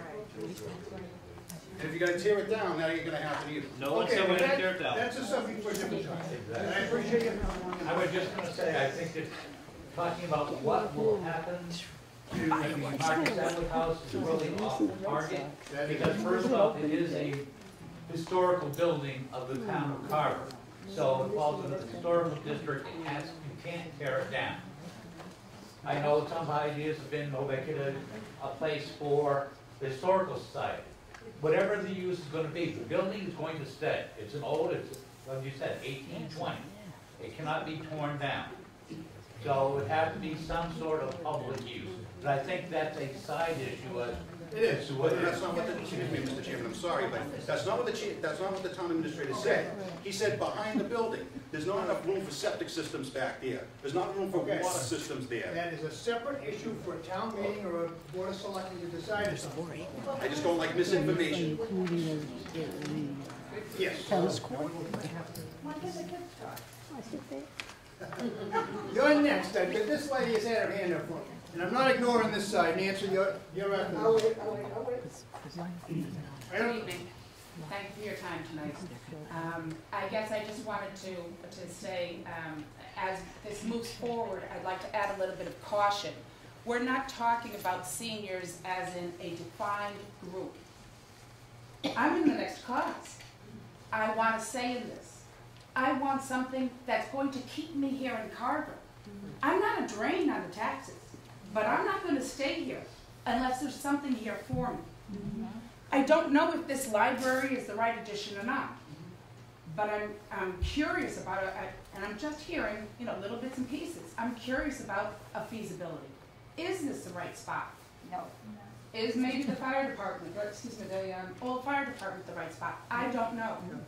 Typically, when I've done feasibility studies, it's been a comparison, and it gives you the choices. I'm not quite clear how the process works. If that feasibility study has determined one avenue, and then an architect or an OPM would make the decision from there. Most of the time that I've done it, again, just different models, the OPM is chosen on specific characteristics, specific criteria. That's true. So I'm not quite sure how we would want that architect or that OPM to make those decisions or to put those forward. I had looked, you know, I think about a feasibility, again, as being a comparison of a variety of different topics. So you can see the pros and cons of each one. Not that it makes a decision, but that it shows the pros and cons. Thank you. And a couple other people. All right. You want me to go? Sure. You ready? What time is it? Yeah, I'm gonna read it out. Can you do it in 5 minutes? I don't know. I think you can. Okay. First of all, the three ladies sitting here, Nancy Ryan, three persons left. I thought everybody knew. Okay, so anyway, we are three of the ladies who come daily to the COA. We have been coming for years. We know the building inside and out. When we first saw this 3 months ago, we were in a state of shock to see the way the building was going to be designed with 2 floors. There was no way this could ever work with the seniors. So we went and we kept on it and kept on it until we got them to say they would put it on 1 floor. The reason we did that was because on the 2nd floor was going to be the craft room, the painting classes, basket weaving classes, the foot nurse, the shine lady, the attorney, the tax preparers, the dispatcher, the outreach worker would all be on the 2nd floor. How are you ever going to take all of these and take them from the 2nd floor to the 1st floor? There is one bathroom. I spoke to Ron about that. We need our own private bathrooms. We don't want to be sharing them with people coming off the street. We don't want to share our space with anyone. We don't want to, as it's going to stand right now, Dawn will be walking, she'll be cooking in one room, walking across the corridor with the steam table, which is both dangerous and unsanitary. That was when you're showing us tonight 2 floors. We are seeing nothing, not one single thing. I'm going to hound on that playground. I don't know how you can do what you proposed to do and not have that playground affected. I just don't know how it will be. When we talked about the parking at a meeting we went to, the town administrator said that down the road, the median strip could be pulled out at an additional cost. This would not be included in the $1.5 million. Where is this money coming from? What if we run short? Where are you going? This cannot work. It is impossible that this will work. We're there, we know, here we are, all the petitions. Yeah, all the signatures people who of go everybody in town that does not want everybody it at the here. COA who does not want it. We were the people who should have been consulted, we should have been asked. We could have told you months ago, no, no, no. We had no idea that this was coming. We'll stay, we're perfectly happy at the Atwood House. We do everything at the Atwood House. There's 50 people a week who come to play bingo at the Atwood House. We just had a luncheon a couple of weeks ago. We sold 70 tickets. The parking is the parking. The parking will be worse here than it will ever be at the COA. And coming out of, and I heard that the back of it is going to be closed now off, so the traffic will be flowing all one way. It's so, to think about those kids out in the playground, it scares me. It just scares us. We will be coming out of Meadowbrook into a worse situation than we will ever have done at the COA. And the only people parking out in the front of the COA are the handicapped. All the rest of us are down below. So we have the loan closet. Where does that go? That's where the people come. They get their wheelchairs, their walkers, their canes. What else we have? We have the 8 refrigerators plus 2 freezers. Where are they going? Where are you going to put them? Out in the middle of Route 58 somewhere? I mean, there's no room. It just will not work. But Nancy, that will be worked into the design once the architect is on board. But we're buying a pig in a poke. We're buying a pig in a poke. What are we settling for? We're looking at two studies here. We're going to take somebody's word. We were told on more than one occasion, we were told that this was a done deal because what Michael wants, Michael gets. We were told that. And we were told a few other things. So don't, you know. You're not going to get me to buy into that. I just don't think that's. What? You can believe that, but. What? We were told, and we all sat here and heard it. We were sick and tired of being accused. What were you told? We were told what I just told you. It was a done deal. What Michael wants, Michael gets. And we heard it. Who told you? They're gonna say that. I didn't tell you that. Yeah, You did tell us that, Carol. My complete statement at the time was, this is going to go to town meeting. Carol Julius, It is you a never said done that. deal, and it's gonna go No. to town meeting, is what I said. Carol Julius, And you I never probably said did that. say, Michael wants this, it's gonna go to town meeting. It's a done deal in that it's going to town No, Carol meeting. Julius, you never said that. Okay. Carol Julius, you never said it. 3 of us in that. Yeah, you did. Yes. Hi, my name is Debbie Silva. I live on Plymouth Street. I'm not a senior yet, but I'm on my way. And I happen to, for a living, work with seniors. I have done so for my entire adult life. And the biggest part of my job is that I travel around to 19 COAs, Carver being one of them.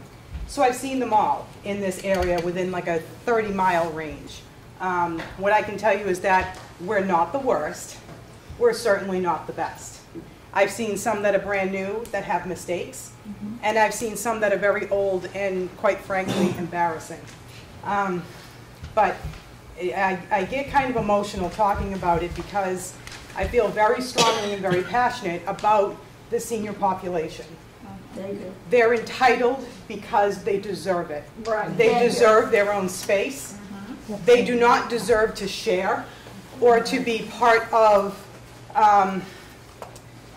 in a building that you're having to share with other age groups, and to pick and choose when you're going to use picnic areas or when you can go to the bathroom, whatever, without getting into all of that. I have so many concerns about adding on to the library, but without getting into too much detail, what was mentioned more than once was the Plymouth COA. The Plymouth COA cost $9.9 million. It has 18,000 square feet. It was built in 2012. They cut their ribbon in December. They need a new one. And they need a new one because with as much work that they put into it, this is true. I'm not. Yeah, this is absolutely true. And they're not sure if they're going to add a second COA or if they're going to actually just abandon ship and build a whole new one. And it's because no matter how many times you measure, it doesn't always come out perfect. So my biggest concern is that there's so much of a rush to get this done that we're all going to be sitting back in a couple of years going, oh my God, what did we do? We just spent how much money on something that is not feasible. We might have 2,000 or 2,500 seniors in this community today, but I work in the industry. We're aging in place. We are living longer than ever before, and COAs are becoming more popular than ever. COAs used to be kind of like a small little subgroup of you know, people in each town. It is so popular now. You go to the Rockland COA on a Thursday afternoon, you cannot get in the door. The parking is out on the road. I'm looking at this and I have so many concerns because the dream you should want is that what you build, there's not even enough room for, that there's so much parking that you can't even find enough seniors to park there. You want to have a dining hall that has so much seating that you'll never have enough seniors to fill it. You want it to be bigger and better than you need, so you can grow into it. So you're not building a building or adding on to a building and sitting back in a couple of years going, we outgrew it. What have we done? And you can't undo it. And I think that we don't have a ton of money.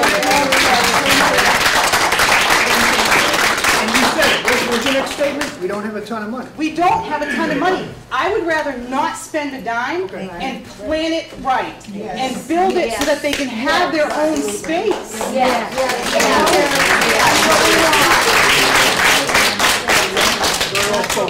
Thank you. Jack. You're next. The senior population makes up about 30% of the taxpayers in this town. So how much is the school costing us after reimbursement from the state? 20 million. 20 million, so 30% of it. So we're paying $6 million of that. How about the fire station? Well, I mean, not necessarily, because not everybody's paying the taxes, depending upon where you live. As you know, Jack, if you're in some of the villages, you're only paying the $8. What I'm trying to make is, look at all the tax dollars that we're paying. We've been paying for years. And all you can manage is to give us $1.5 million. And another thing too is, you know, the debt comes due from time to time. Why do we need to build it now? Why don't we give the whole $2.5 million to the library to do what they want with it and leave us alone? And wait for that debt to come due in the next 10 years.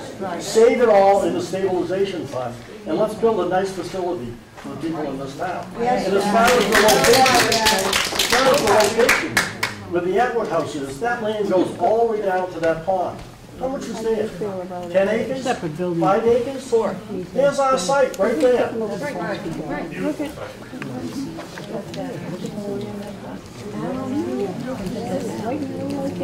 Yeah, this lady right here.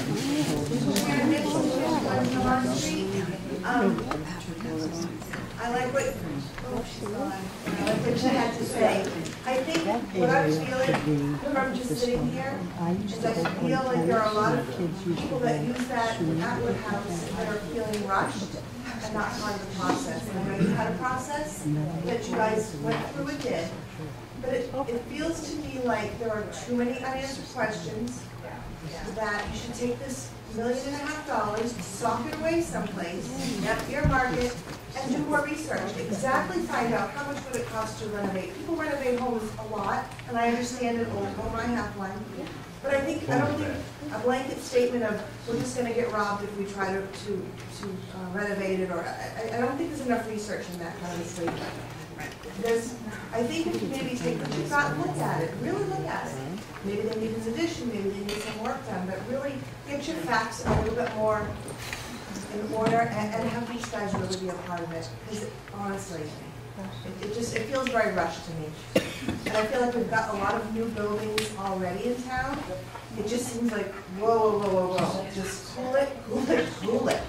You know, and just go a little slower. I don't see what the rush is.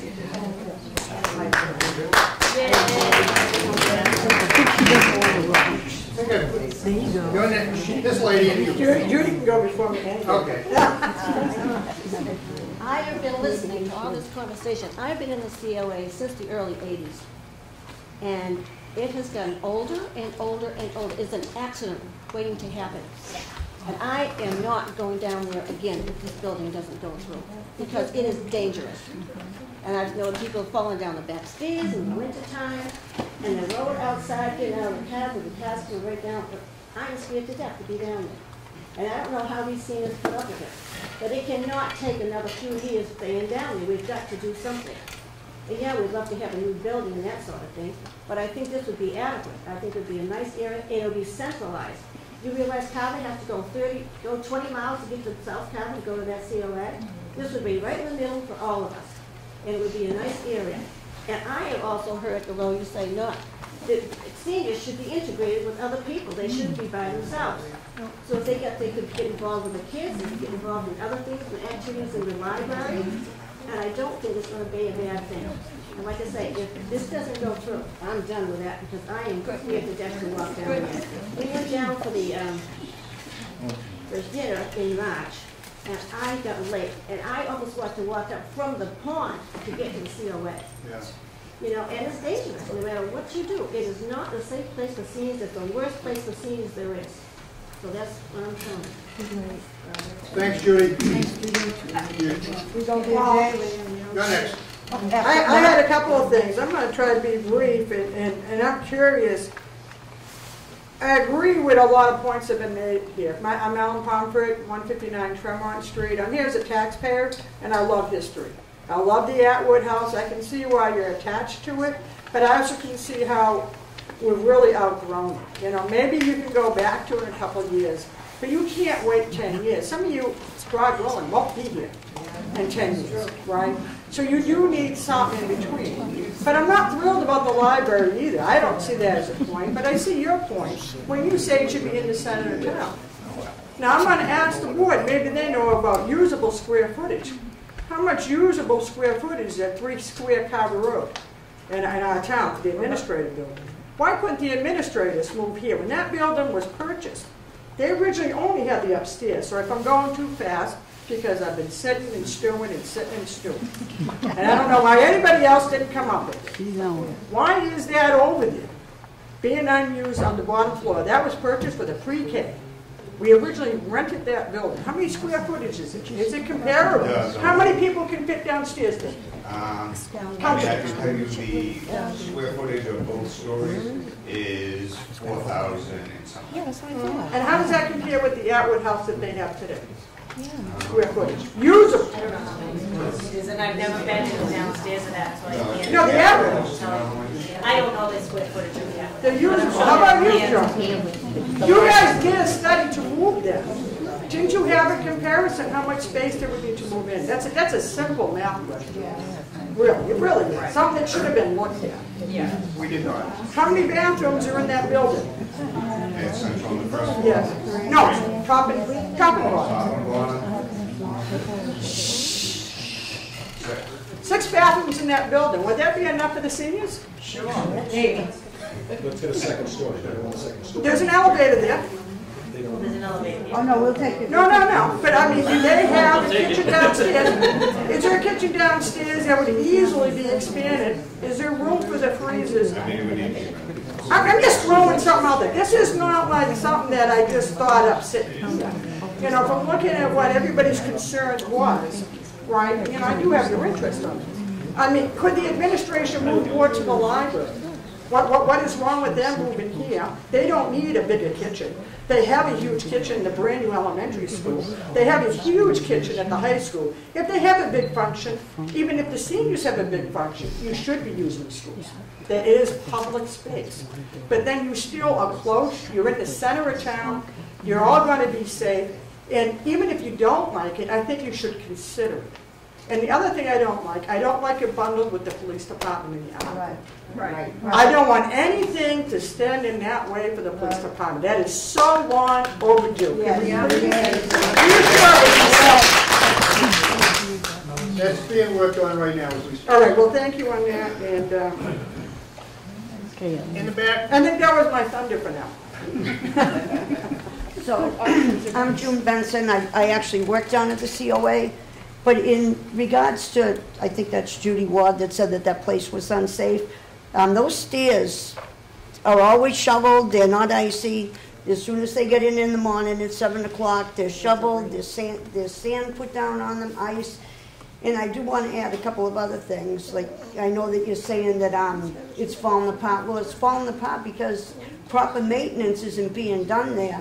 That kitchen sink that closed the place down this winter for 2 weeks, almost a week and a half.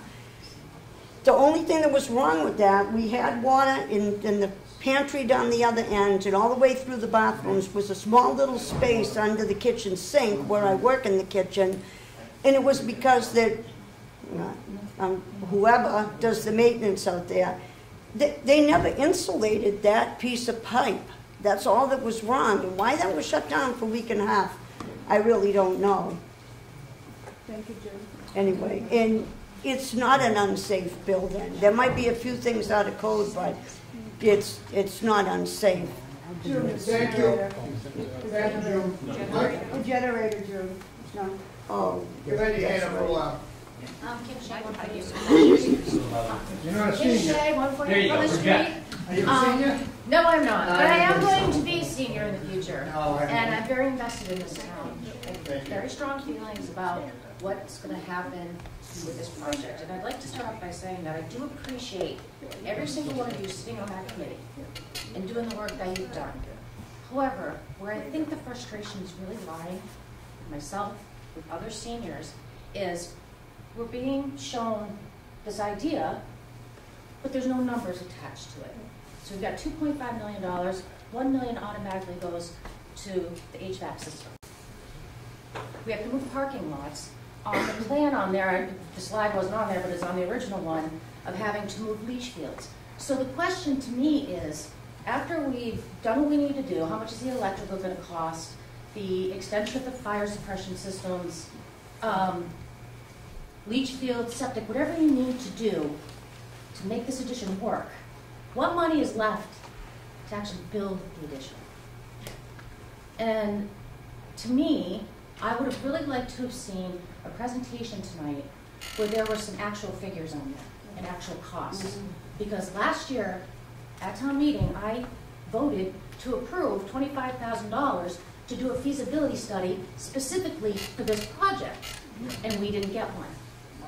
Now we're being asked at this town meeting coming up to fund design and all this stuff, which should have already been done. And we're going into this blind. I don't think $1.5 million is going to get you what you need. And I have a lot of concerns about that. And I think this is something that this committee really needs to think about and take a step back and slow down and figure out if we're doing the right thing. Thank you. Appreciate that. Hey, Bill. Just a couple of quick things, because, excuse me, I have to leave, I have a church meeting I have to go to. But just a couple of things. One is that the process that we're following is the same process that was followed for the fire station and for the school. We didn't have engineered plans for either of those when town meeting approved the money. We had a concept, and the concept was approved, and then we moved into hiring people to get the engineered plans. So you never presented with the final, here it is, this is what you're voting. The other thing is, just in the no good deed goes unpunished, we didn't sit here conspiring to come up with a plan to stuff seniors into an addition at the end of the library. We were approached by the Council on Aging, and because of the condition of the Atwood House, and we started working with them, and that's where this came from. This was, you know, the town administrator has been taking a beating here. The town administrator works for the Board of Selectmen. He does not have his own ability to make decisions. And so I just want to say that as far as what's been going on, it's all been in the interest of trying to help the seniors. If the seniors don't want this, and I'm a senior, okay, I can have an opinion on this, then you just simply vote no. This was an attempt upon information that we had that there was concern about the viability and continuation of the current Council on Aging, which again was what, 1820 is when it was built. It's not the type of thing you'd use for a Council on Aging. And so most of us don't have, or a lot of the committee, we're just trying to do the best by the seniors. If the seniors don't want this, that's fine. But you're going to have to wait then, because this originally was further down the road. And so we think this is a viable option. And I will say again, in Plymouth, 36% of the senior population in Plymouth utilize their Council on Aging. Less than 1% of the seniors in the town of Carver go to that Council on Aging. So if you're looking, so you were asking us to build a $4 million freestanding building, and maybe the numbers go up a little bit, but yeah, I would have a concern as a taxpayer investing that much money into something under those circumstances. But again, just to get at the idea that the hostility, the mean-spiritedness that's been out on social media, it's you know, I've been doing this a long time. I should get used to it, but I never do. We're trying to do a good thing. If you don't like it, that's fine. Just agree to disagree. It doesn't have to devolve into personal attacks on people. You're next. You've had your hand up for a while. I'll get you. Yep, I Okay. will. Did you? Oh, wait a minute. After this gentleman. Oh, I'm sorry. Go ahead. My name is Paul Duff, and I'm a senior citizen. I want to echo some of the comments that Mr. Clark has made. Several years ago, I served on a committee called the Town Building Study Committee. We were an ad hoc committee to the Board of Selectmen to advise the Board of Selectmen about the impasse that we had. We had a fire station, police station combination. We still have the police station there. We had a school that was ranked one of the 10 worst in the state of Massachusetts. And we were hit with a kind of a, got to think out of the box on this. And other members of the committee I give a ton of credit for. And I just want to echo what you're saying is the nail that sticks up gets hammered. I had family members screaming at me that the decision to put a fire station up was going to destroy any opportunity for their kids to go to a new elementary school. We worked hand in glove with the Board of Selectmen. We worked hand in glove with the chief of the fire department. We worked hand in glove with the police chief, and we worked hand in glove with the superintendent of schools. And we brought our plan to the town, and they rejected it. Just like this town will have an opportunity to say yes or no to what these people are trying to put together. And it was the same conceptual stage. They rejected it. And we didn't give up. We went back and we tried to address the concerns. And you see the great progress that has been made by a very responsible group of elected people and volunteers who are serving the people of this town. I've been a member of this town for 30 years.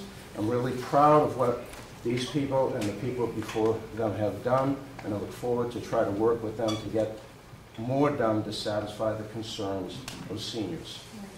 Thank you. Mary Ann?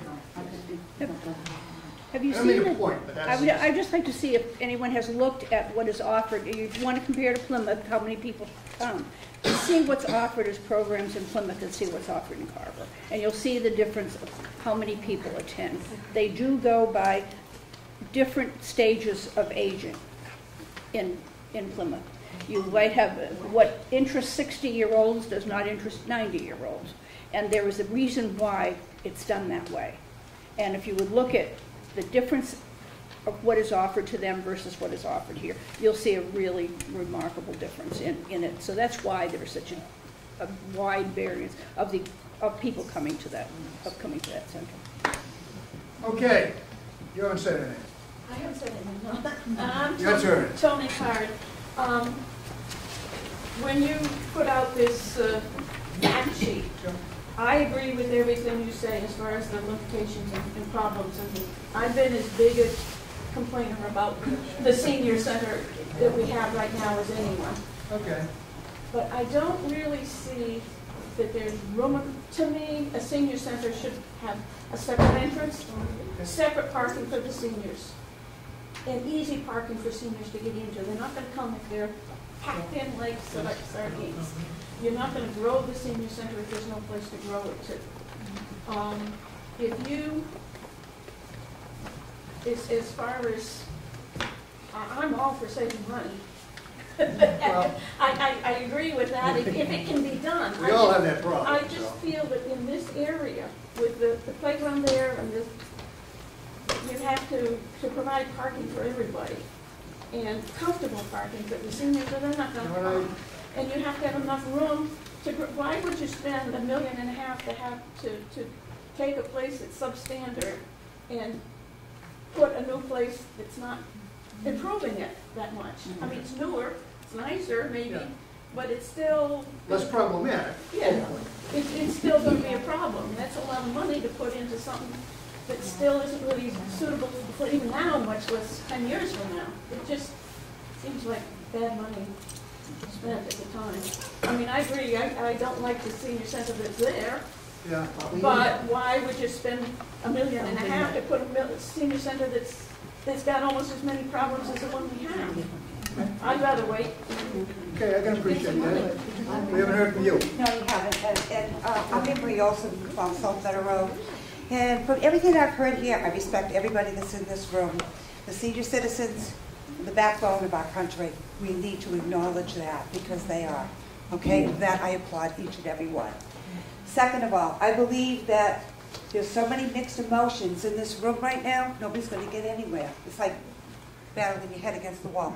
Everybody's angry with everybody else. Everybody loves the Atwood House and they don't like the Atwood House. We've invested a lot of money. I've lived in this town for 44 years. I've come, I've seen whatever's developed in this town. Every time we go to town meeting, they want more money to fix this in the Atwood House or do that in the Atwood House. Well, of course, it's a beautiful building, and it was for our seniors, and this is what we wanted. And all of a sudden, I'm hearing it's falling down. Where is the maintenance that's supposed to be taking place in that building? Why has it been let go so long? Why are my tax dollars being paid for something that's not being kept up? And number two, feasibility. Do your feasibility. Give these folks an opportunity to choose. Don't come out and say it's going to be this or that. Let them choose what they want. They're the backbone of this town. Respect them. It's not. And I appreciate everybody that's sitting on the board. Sitting on a board is not easy. Working on, different committees is not easy. It's not a job where you want to take and everybody's going to like you because it's not going to happen. But at the same token, I'm going to put it back to the seniors. You want to see a change in this town, get off your duffs, and you know how to do it. You go to town hall and let your voice be heard, loud and clear. Vote these people out. You don't like them, you don't like what's happening, do the job you need to do.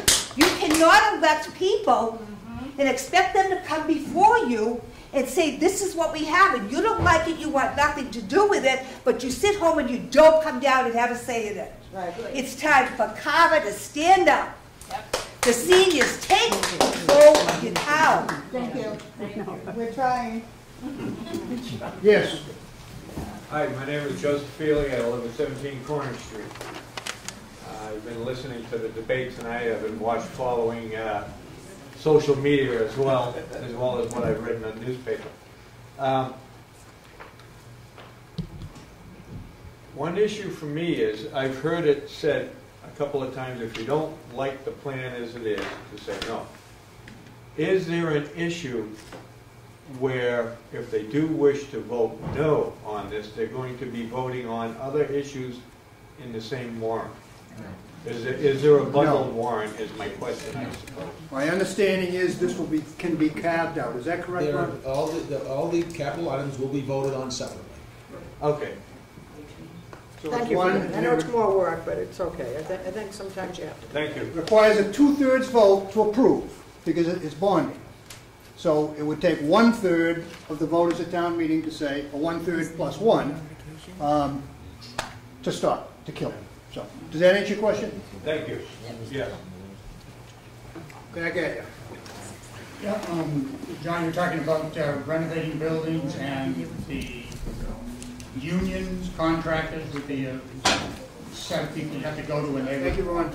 Well, I was saying, it's not just union, it's public procurement, so it's paid by prevailing wage, which typically is union wage. Would they be the same group that would be doing a new building?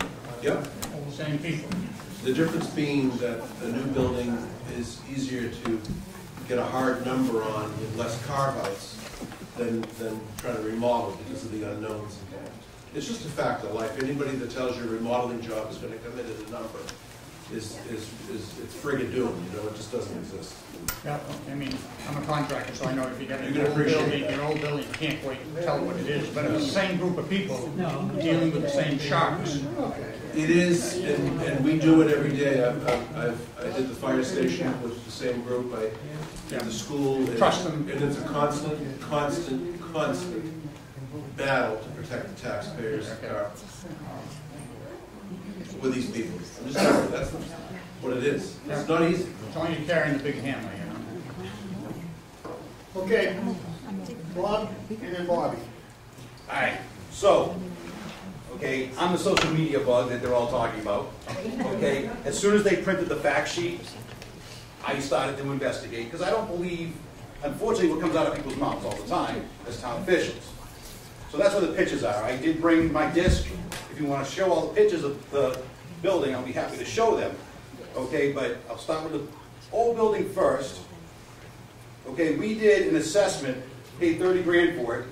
I asked for this from the town, haven't got it yet. I asked for the architect who was watching all of the work that was being done, but I haven't got that yet. I don't know if they know where it is.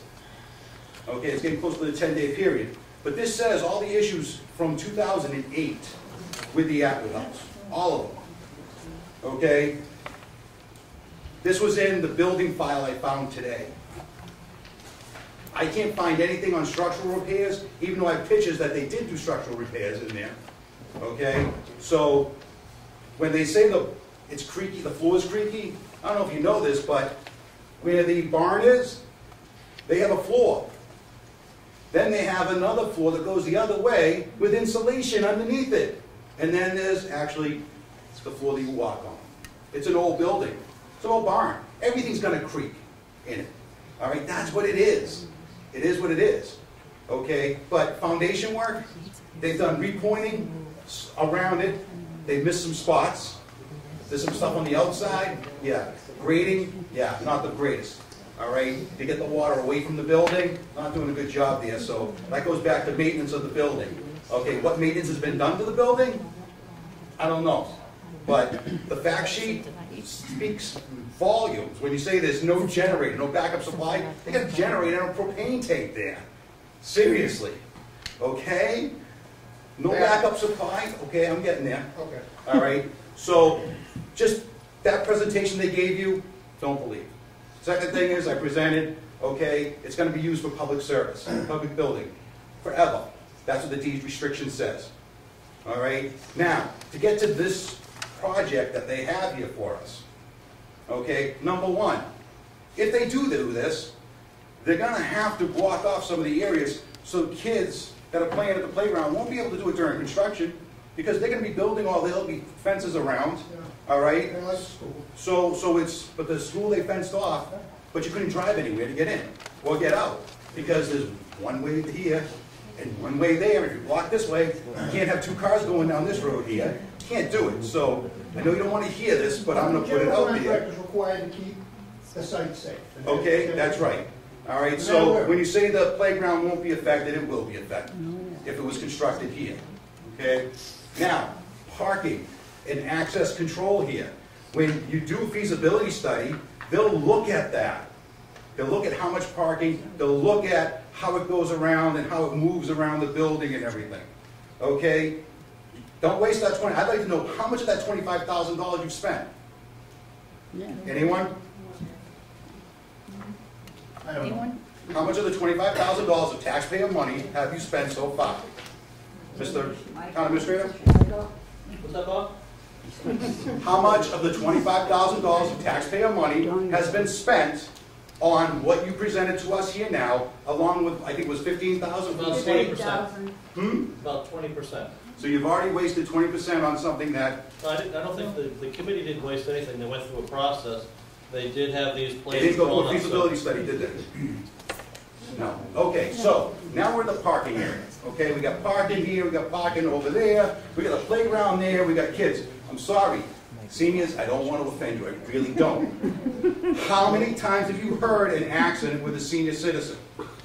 Okay, I had kids, we used that playground. Helped repair some of that stuff in the playground with the Boy Scouts, all right? So we put hard-earned money. There's a lot of other people in here that have done the same thing. Put hard-earned time and money and everything into that, all right? We don't want that destroyed at all. Okay, we don't want it limited to people here, all right? The parking and access around here, I'm sorry, it's not suitable. In my opinion, it's not suitable. Now, I'm getting there. Does No, the feasibility would have looked at that. I understand. Okay, so now we turn around, we get the pocket, all right, we got pocket here. Now you turn around and say, all right, we're gonna use the whole floor, first floor. The library, we're gonna shift upstairs there. All right, so now you got little kids running back and forth up and down the stairs. All right, who's gonna fall down from that? All right, you're gonna use the elevator? No, the parents will say, no, use the stairs. Don't use the elevator. All right, because I'm a parent, I do the same thing. All right, but you look at this and say, what the heck, the bathrooms are here, this bathroom's upstairs. We have people going, this and I'm sorry. I'm 49 years old, I'm not a senior yet, but I'm gonna be a senior. And to be honest, I really don't want to deal with little kids when I'm dealing with my friends that are all the same age, and we're all doing the same thing, all right? That's what I want to be with. Those are the people I want to be with, okay? Now, that being said, okay? All right, so I went through the process of why it's not good. Got that. Sorry. All right, all the people that we have in the seniors that I already brought up. Services. My mom works at a council on aging. All right, she's actually a treasurer of council on aging too. The Friends of the Council on Aging. Okay. Now, they get money to do things with theirs. All right, money to help their program, to do more programs. If you limit this to this small little area here, all right, expansion like you said, I'm sorry. You build it, they will come. We're building a big school here. We don't have enough kids for the school, so we have to go out to school choice to bring more kids in. All right? My parents used to go to St. Joseph Church up in Hanson. Small little church and everything. Guess what? As soon as they built it and they added on to it, standing room only. Wow. Plymouth, the same thing. They built it, they built this big thing, thinking, all right, this is good, and oh my God, it's not big enough. This will not be big enough here. All right, it's not a good plan. I don't think you guys, I just hate to say it for you guys, but I'm going to say it. You guys didn't do what you were told to do by town meeting. They were told to do a feasibility study, and you didn't do it. Now, the final thing here, is I did some research on other council on aging buildings and designs and areas of where you can put them. All right, see if I do it from memory.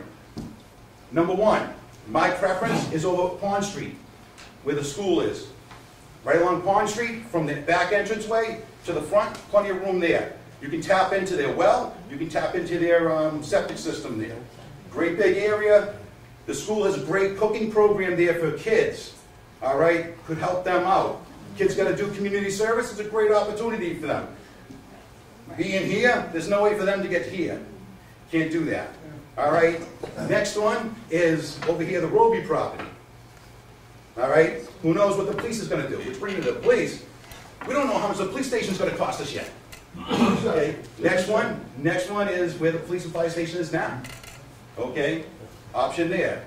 South Carver, not the best option. Rochester Road, where the TBW area is there. That's another little spot there, but you got Edaville going back and forth, people, traffic, and everything is an issue. All right?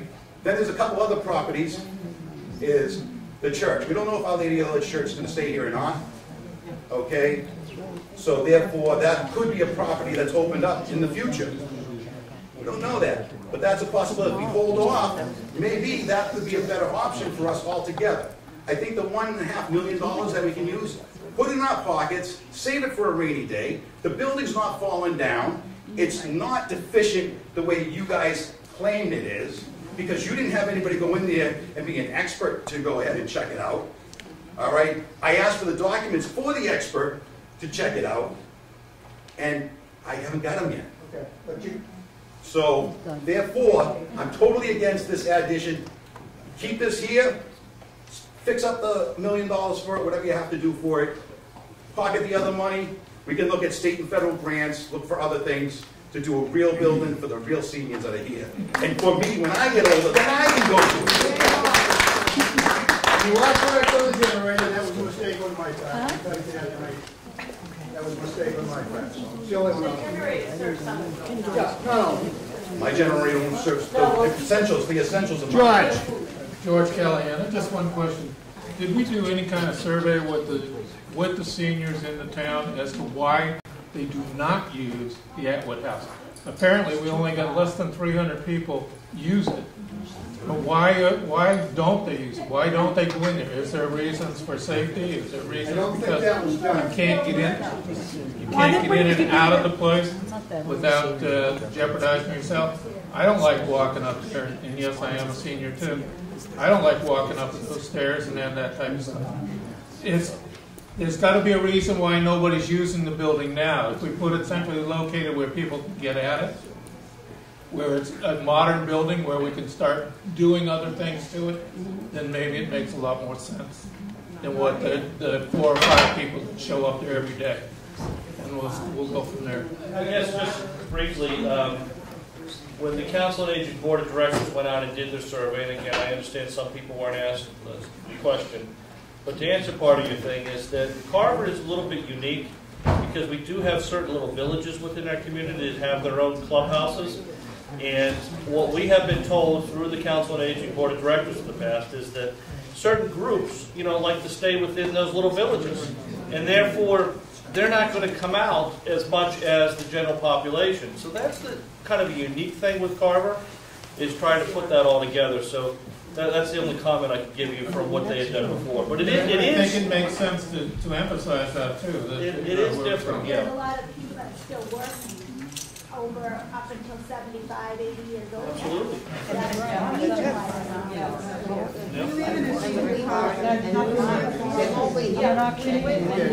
I can auction. Okay, the hour is getting late. I told you we would stay here till midnight if in fact that's what you want. But I want to hear some folks that we haven't heard speak yet. Madeline? Go ahead. Okay. I'd like to ask Nancy and Rose, when they went out and did this study and when it was passed, when the board passed it, and how come they did not, or that board, come out and ask the people that are in the dining room how they felt? I wasn't on the board. And you weren't on the board at that time, but I was on the board. I did not come down and ask you in person. No, I did not. I spoke to the people that were in my yoga class. We come here every Friday. And it's sponsored by the Council at Aging. And we come here because we can't do it in the building. Yeah. Those are the people I spoke to. So the yoga class. So the yoga class was the one that... So it's the yoga class. Are they all, every one of them are seniors? Oh, that's good. So they Cal encourages them to come to the library. Sure. No, Cal, come on. Don't start arguing with me. You asked me a question about if they're encouraged to come to the library. We have yoga at the library because there is not a space at the Council on Aging to have they yoga can do it down the class. hallway. No, they can't do yoga at the Council on Aging. We're doing chair yoga. We're doing chair yoga. Yes. I mean, I realize they want to go to yoga. Yes, So fine, they can come. But I do not think this is a place for an addition. I think they should save the money, buy a municipal bond or something that pays high interest, and maybe you can build a brand new place in 3 years or something. But I don't think we should be here. I think there's so much danger here for everybody, and especially the traffic. Okay, thank you. I think it's a horror. Oh, Mr. I'm sorry. One other thing. Everybody, God rest their soul, keeps bringing up Paula. And I talk with Paula. I play cards with Paula. Paula and I, were together every Thursday and like that. I went to that meeting, and I think Mrs. Ward was there also, and we went with that 10-year thing and said, we want our own building, our own standalone building. And that was the thing that was supposed to be in that 10-year plan. And this whole thing, I'm sorry, it makes me suspicious, maybe because I'm an old lady, but why all of a sudden it has to be done in such a rush? I mean, a few months. Huh? Richard. Oh yeah, so I don't want Paula brought up anymore. She's gone. God rest her soul. We're going to make a plaque for her. She was big too, but I don't think her name belongs in this project anymore. Okay. Richard. I've been listening to everybody, and I used to be a selectman, so they told me I got to listen to everybody. So, by the way, I'm 78 this year, and I'm looking at the building which we purchased when I was a selectman 40 years ago, and it's been our Council on Aging building since. And I feel, after looking at different things of trying to balance where we're going and what we need, safety is a big problem down there. And I think that it would be less safe there than what we could set up here. I talked to a neighbor about the isolation, because several neighbors of mine are retired age, and she said she liked the idea of Council of Aging here so that she could go to the library. Okay, so that's something that is said by people. The parking, I counted parking spaces down there. There aren't nearly as many parking spaces as there could be available here. You go down and you look, you can count. I counted 14 cars in the parking lot down below, and it was full. That you had to go up the stairs, or you had to go out the back driveway and up all those stairs. And I have heard that we've had accidents there, but we haven't made too much of it. The one floor idea here is big, because every Council on Aging you visit, it's one floor. So we really have to do that. But the square footage here can be delegated. I remember when we assigned or hired an architect for the school, we hadn't decided on a site or anything.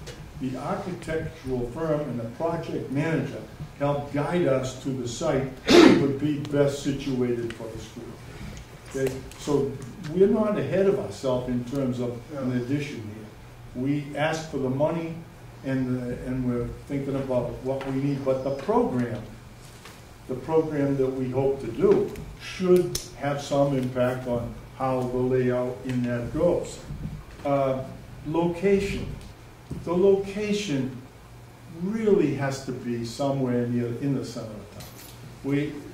People that have to go south, okay, and I know there are a lot of people that go to the Council on Aging now that are from the south area, and it's good for them, it's convenient. But maybe if we put this building up, I'll be able to drive a little ways or walk.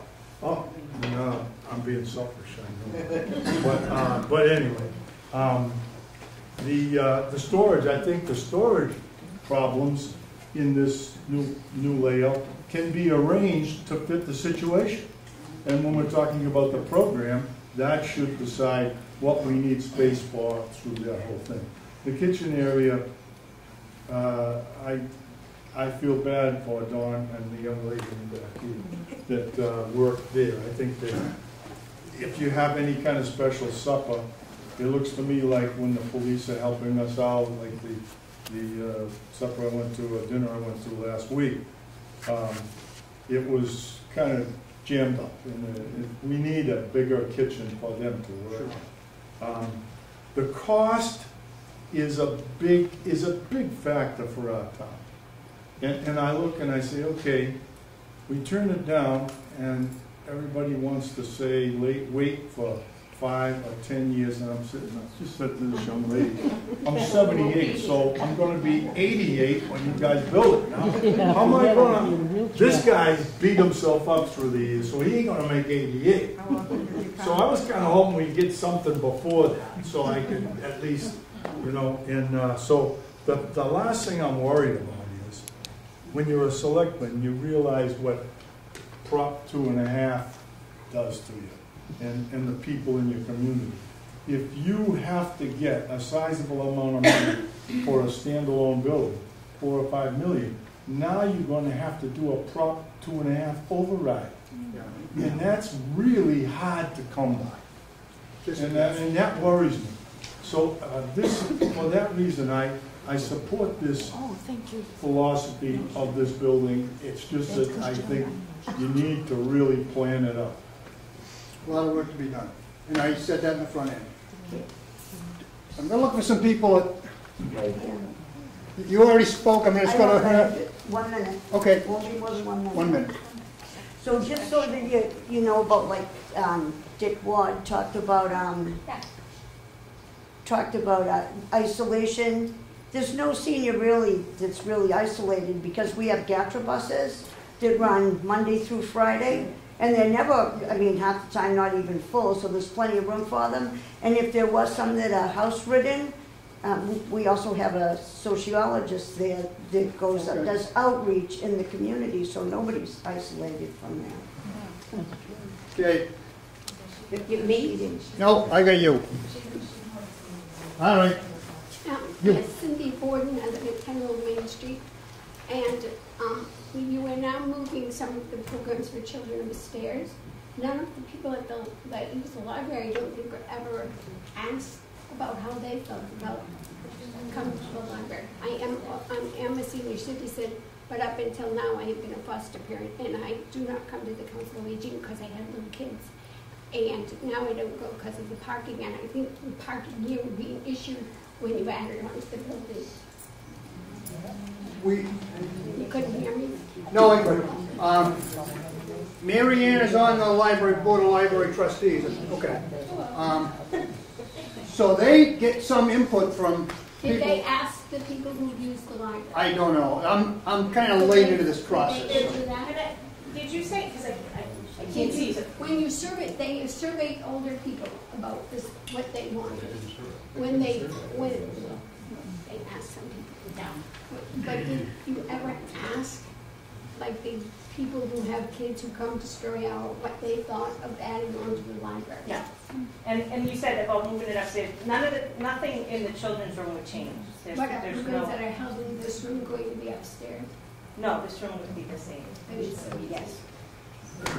Is this room part of the CLA, planned part of the CLA? This would be overflow for a dining room, but it's not predominant CLA function in that regard. All right, she acquiesced to the use. Okay, my name's Doug Raymond, and what I'm hearing here is that there seems to be a lack of real information about what people want and what has been surveyed. I think it is more prudent to get it right. And to get it right, you need to have the input from as many people, from as many communities within Carver that you can get. Location is important, but I don't personally feel that a feasibility study has really been done, because a feasibility study says, here's option A, here's option B, here's option C. Yes. And we mentioned what's going to happen to the old fire department. Obviously, it's going to probably get torn down. What's going to happen to that piece of land? That's a potential. That could be included in a feasibility study. What's going to happen? We've got the school over there. They're tearing down the old school. I know they're going to put a new ball field over there. I know there's parking.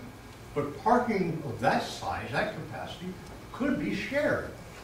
You could have the senior center over there as another building. There are other options. There are other ways to look at it. To rush into this and to say, here's $1.5 million, go do it, is not really the way to do it. And popping the additional $1 million for the AC units, you could do that, like you said, going down. Going through a roof, no, never do that. Okay, that's death right there. Okay. Yeah. But you're going to be doing that anyway, right? And I don't see where you're going to get the big advantage of doing that and coupling that $1 million in with the $1.5 million for the senior center. So I think more information needs to be gathered before we jump ahead. Thank you. All right. Can you wait a minute? And then you. I'm town administrator. I just heard of a nightmare that happened in Halifax when they were trying to put the Council on Aging through. And it actually was put on the agenda at like 11 o'clock at night. And the elders had already gone home. And what they did was did the staff call, and they called in all the young adults to come and vote against it, and it didn't go through. So my concern is, what time of night will this be put on the town meeting? To make a point about that, at Film in Halifax, they do it by lottery, so they don't choose the order of how the articles pop up. That would have just been how it would have happened. All right, so in This is article number 6, which falls in the capital article. Yeah. So article 6 always follows the budget article. So it's the same way it is every year. It's pretty much in the middle of town meeting. Okay, all right, so everybody knows. Thank you. Thank you. Well, question, with that being asked, because it does involve the seniors, it is a lot harder, especially when you have disabilities and stuff. Is it possible, if it, for some ungodly reason, that it is after a certain amount of time, 10 o'clock, could it get moved to another day?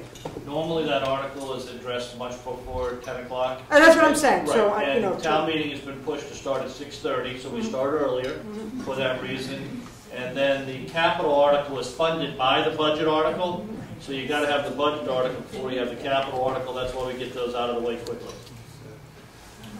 Yes. My question is on parking. I work here. If you look at the parking lot right now, it is pretty full, and you just have this many people in the room. We have a group that meets on Thursdays that fill the parking lot every other Thursday at this point in time. Okay? You take all those cars out there, and then you add on 35 more cars to the group, or 40 cars to the group that's going to meet here on Thursday morning. And then you add the seniors into it. Where are we going to park them? You can't park them over on the other side of the playground, because then you're going to have seniors trudging across, because nobody's going to say, why should I park over there when there's a parking space over here? You're absolutely right, but you cannot build a building or a parking space or a parking lot for the worst case scenario. I'm not talking worst case scenario. You look out there right now, Yep. the parking lot's almost full, and there's just many people in the building. Okay. Well, Okay, now you go on top of that. Jeff, the plan did call for additional parking. We've always known we have to do that. But again, that would come out of the study, but we know that we have to add parking. We know we have to add parking, and that would come in the study. Where? But again, that would come part of the study. All right, that's what all right, that has got to be addressed. We do that. We visually can see The playground. the playground. It has No, to the be- playground is not going anywhere. Yeah. That's It's not going anywhere anyway. I'm going to hold off on you just for a minute, okay? This young lady over here. Thank you for calling me young, I'm 75. Well, I got you beat. And you dance pretty well. Yeah, that's right, you know. I'm on a couple of committees, Local Housing Partnership and Redevelopment. This lady sees me all the time. But what I really want to tell you is I went to the assessors and I looked up map 103. And the Carver Library, I'm talking about land. Carver Library and the deeded playground encompasses 13.4 acres.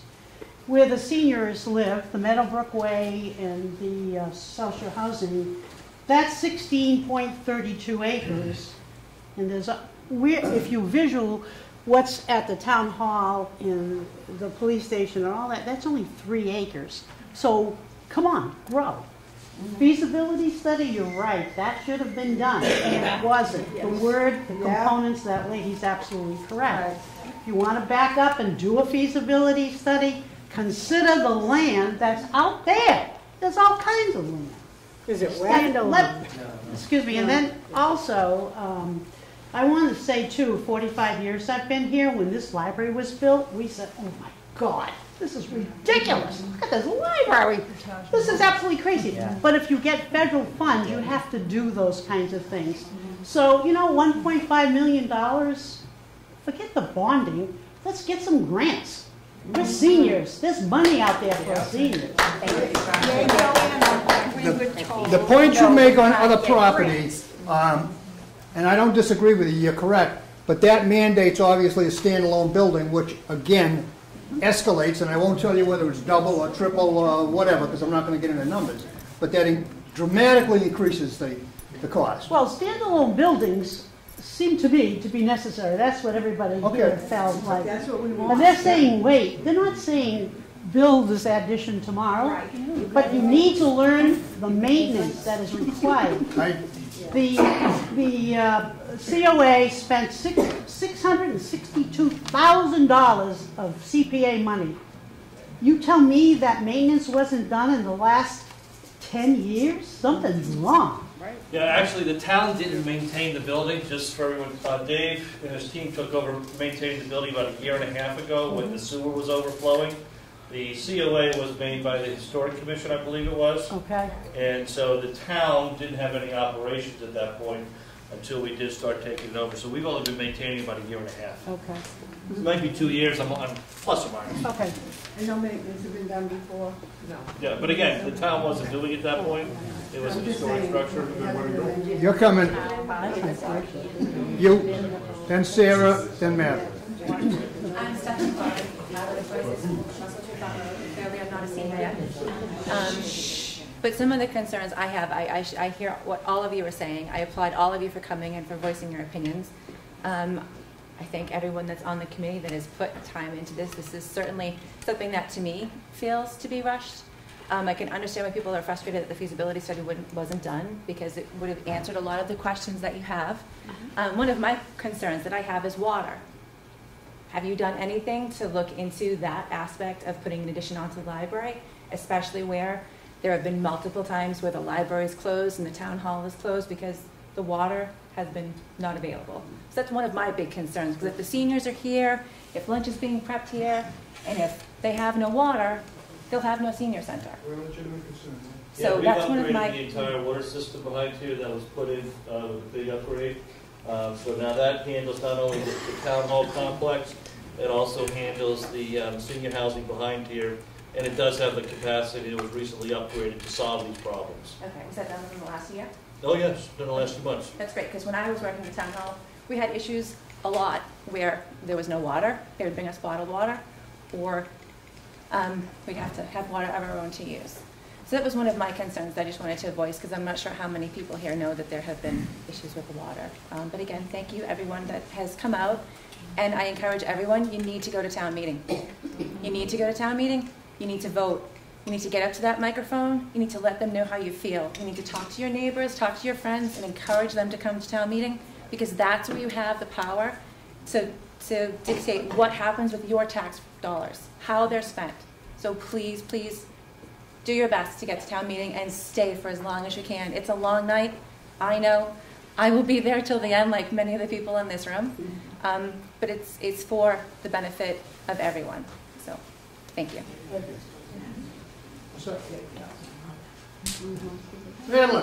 Yeah, I'd just like to invite everybody on May 5th. Friends of the Catholic Council on Aging are having an open house. There will be, I can't use that word, it gets giveaways that you get a ticket for. Prizes. I knew there was something.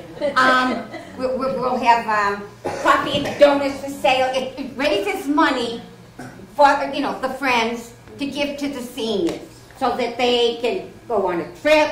It pays for some of their crafts. And the town, get this, the town doesn't do this. The friends do it. The town pays nothing as far as our entertainment, I guess, goes. Our basket weaving, crafts, painting, anything. We do ourselves, or the friends contribute to it. What time on May 5th? But you'd have a good time. Come through. You can walk through. What time, please? What time? Oh, it's at 10 o'clock, 10 to 2. So everybody should come and take a look around, meet everybody. And see what a great building we have. And see what a nice building we do have. Okay. Getting close to 8 o'clock. We wanted to do this early so people wouldn't have to drive home in the dark, and guess what? You're going to have to drive home in the dark. But anybody I missed, and Bob, I know you got one final word, one final thought for us, but anybody I missed, anybody that wants to say something, that just been sitting there all night, intrigued by all of this, and taking it all in. Connie. Hi there. I'm Connie Shea. I live on 148 Plymouth Street in Carver. As most of you know, I've been very vocal on a new COA building and the need for the town. I've also been very vocal on the short-sightedness of this project.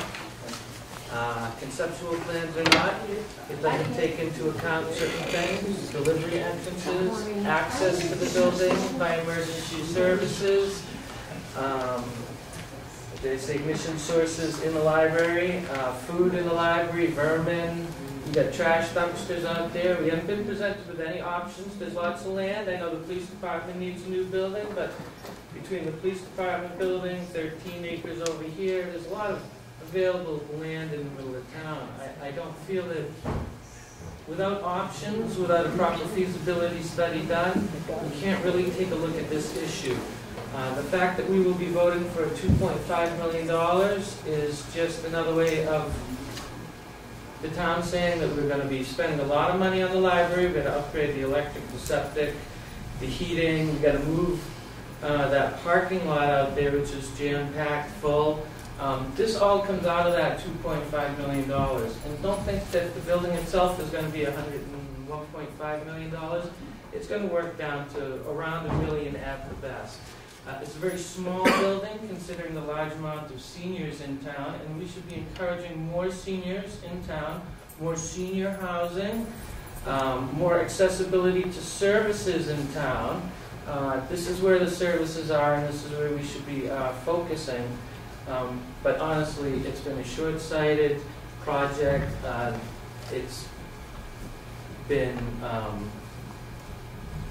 not transparent, not the board itself, excuse me, but the process itself. It's been trying to push through quickly and without input from the town, the seniors, the people that use the library, the people who use the playground, the people just drive past here.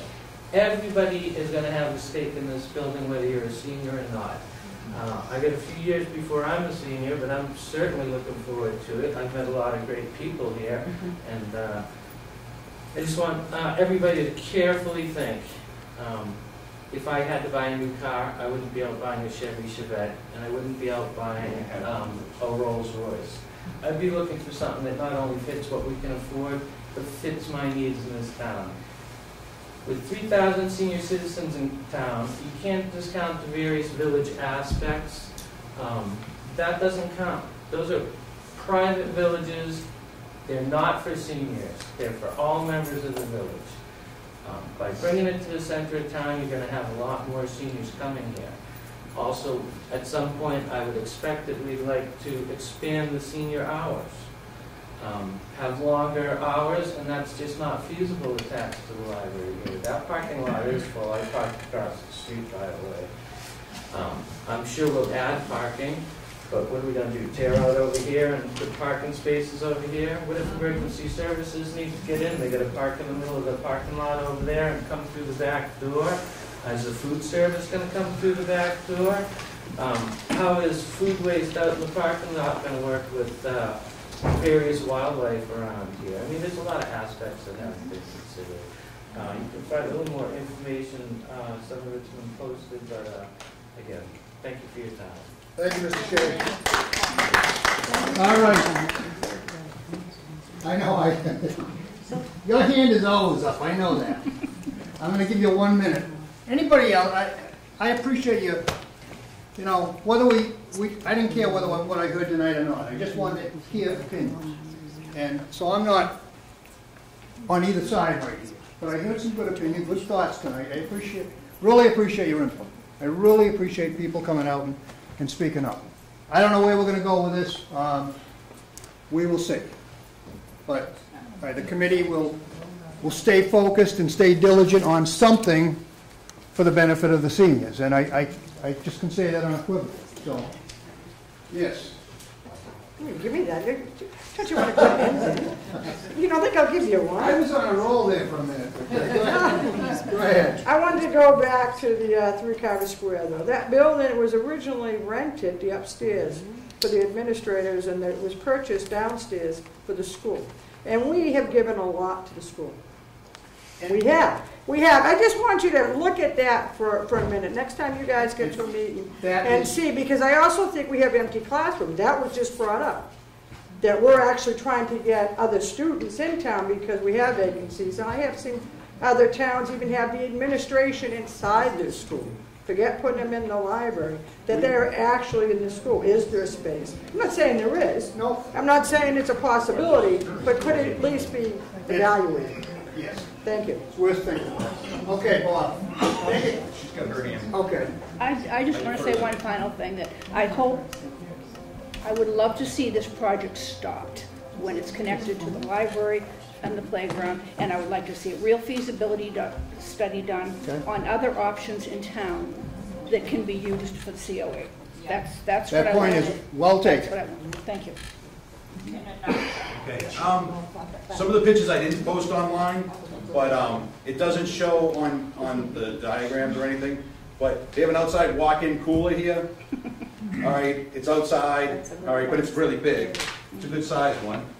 3 refrigerators here. All right, some dry storage goods downstairs. There's a bunch of dry storage goods upstairs. 2 area. 3 pages of them. Your point dry. 4. Wait. More refrigerators, but the plans that were shown, the plans up there, really all that storage space and all that refrigerator space that is going to possibly needed isn't reflective in that the amount of space. No. So I mean, I have an issue with that. And my final one is, I looked at other plans here, all right, for other council on agents that we could turn around and emulate for a new building instead, and I think that's what we have to go to. Thank you. With that, I will say thank you, good night.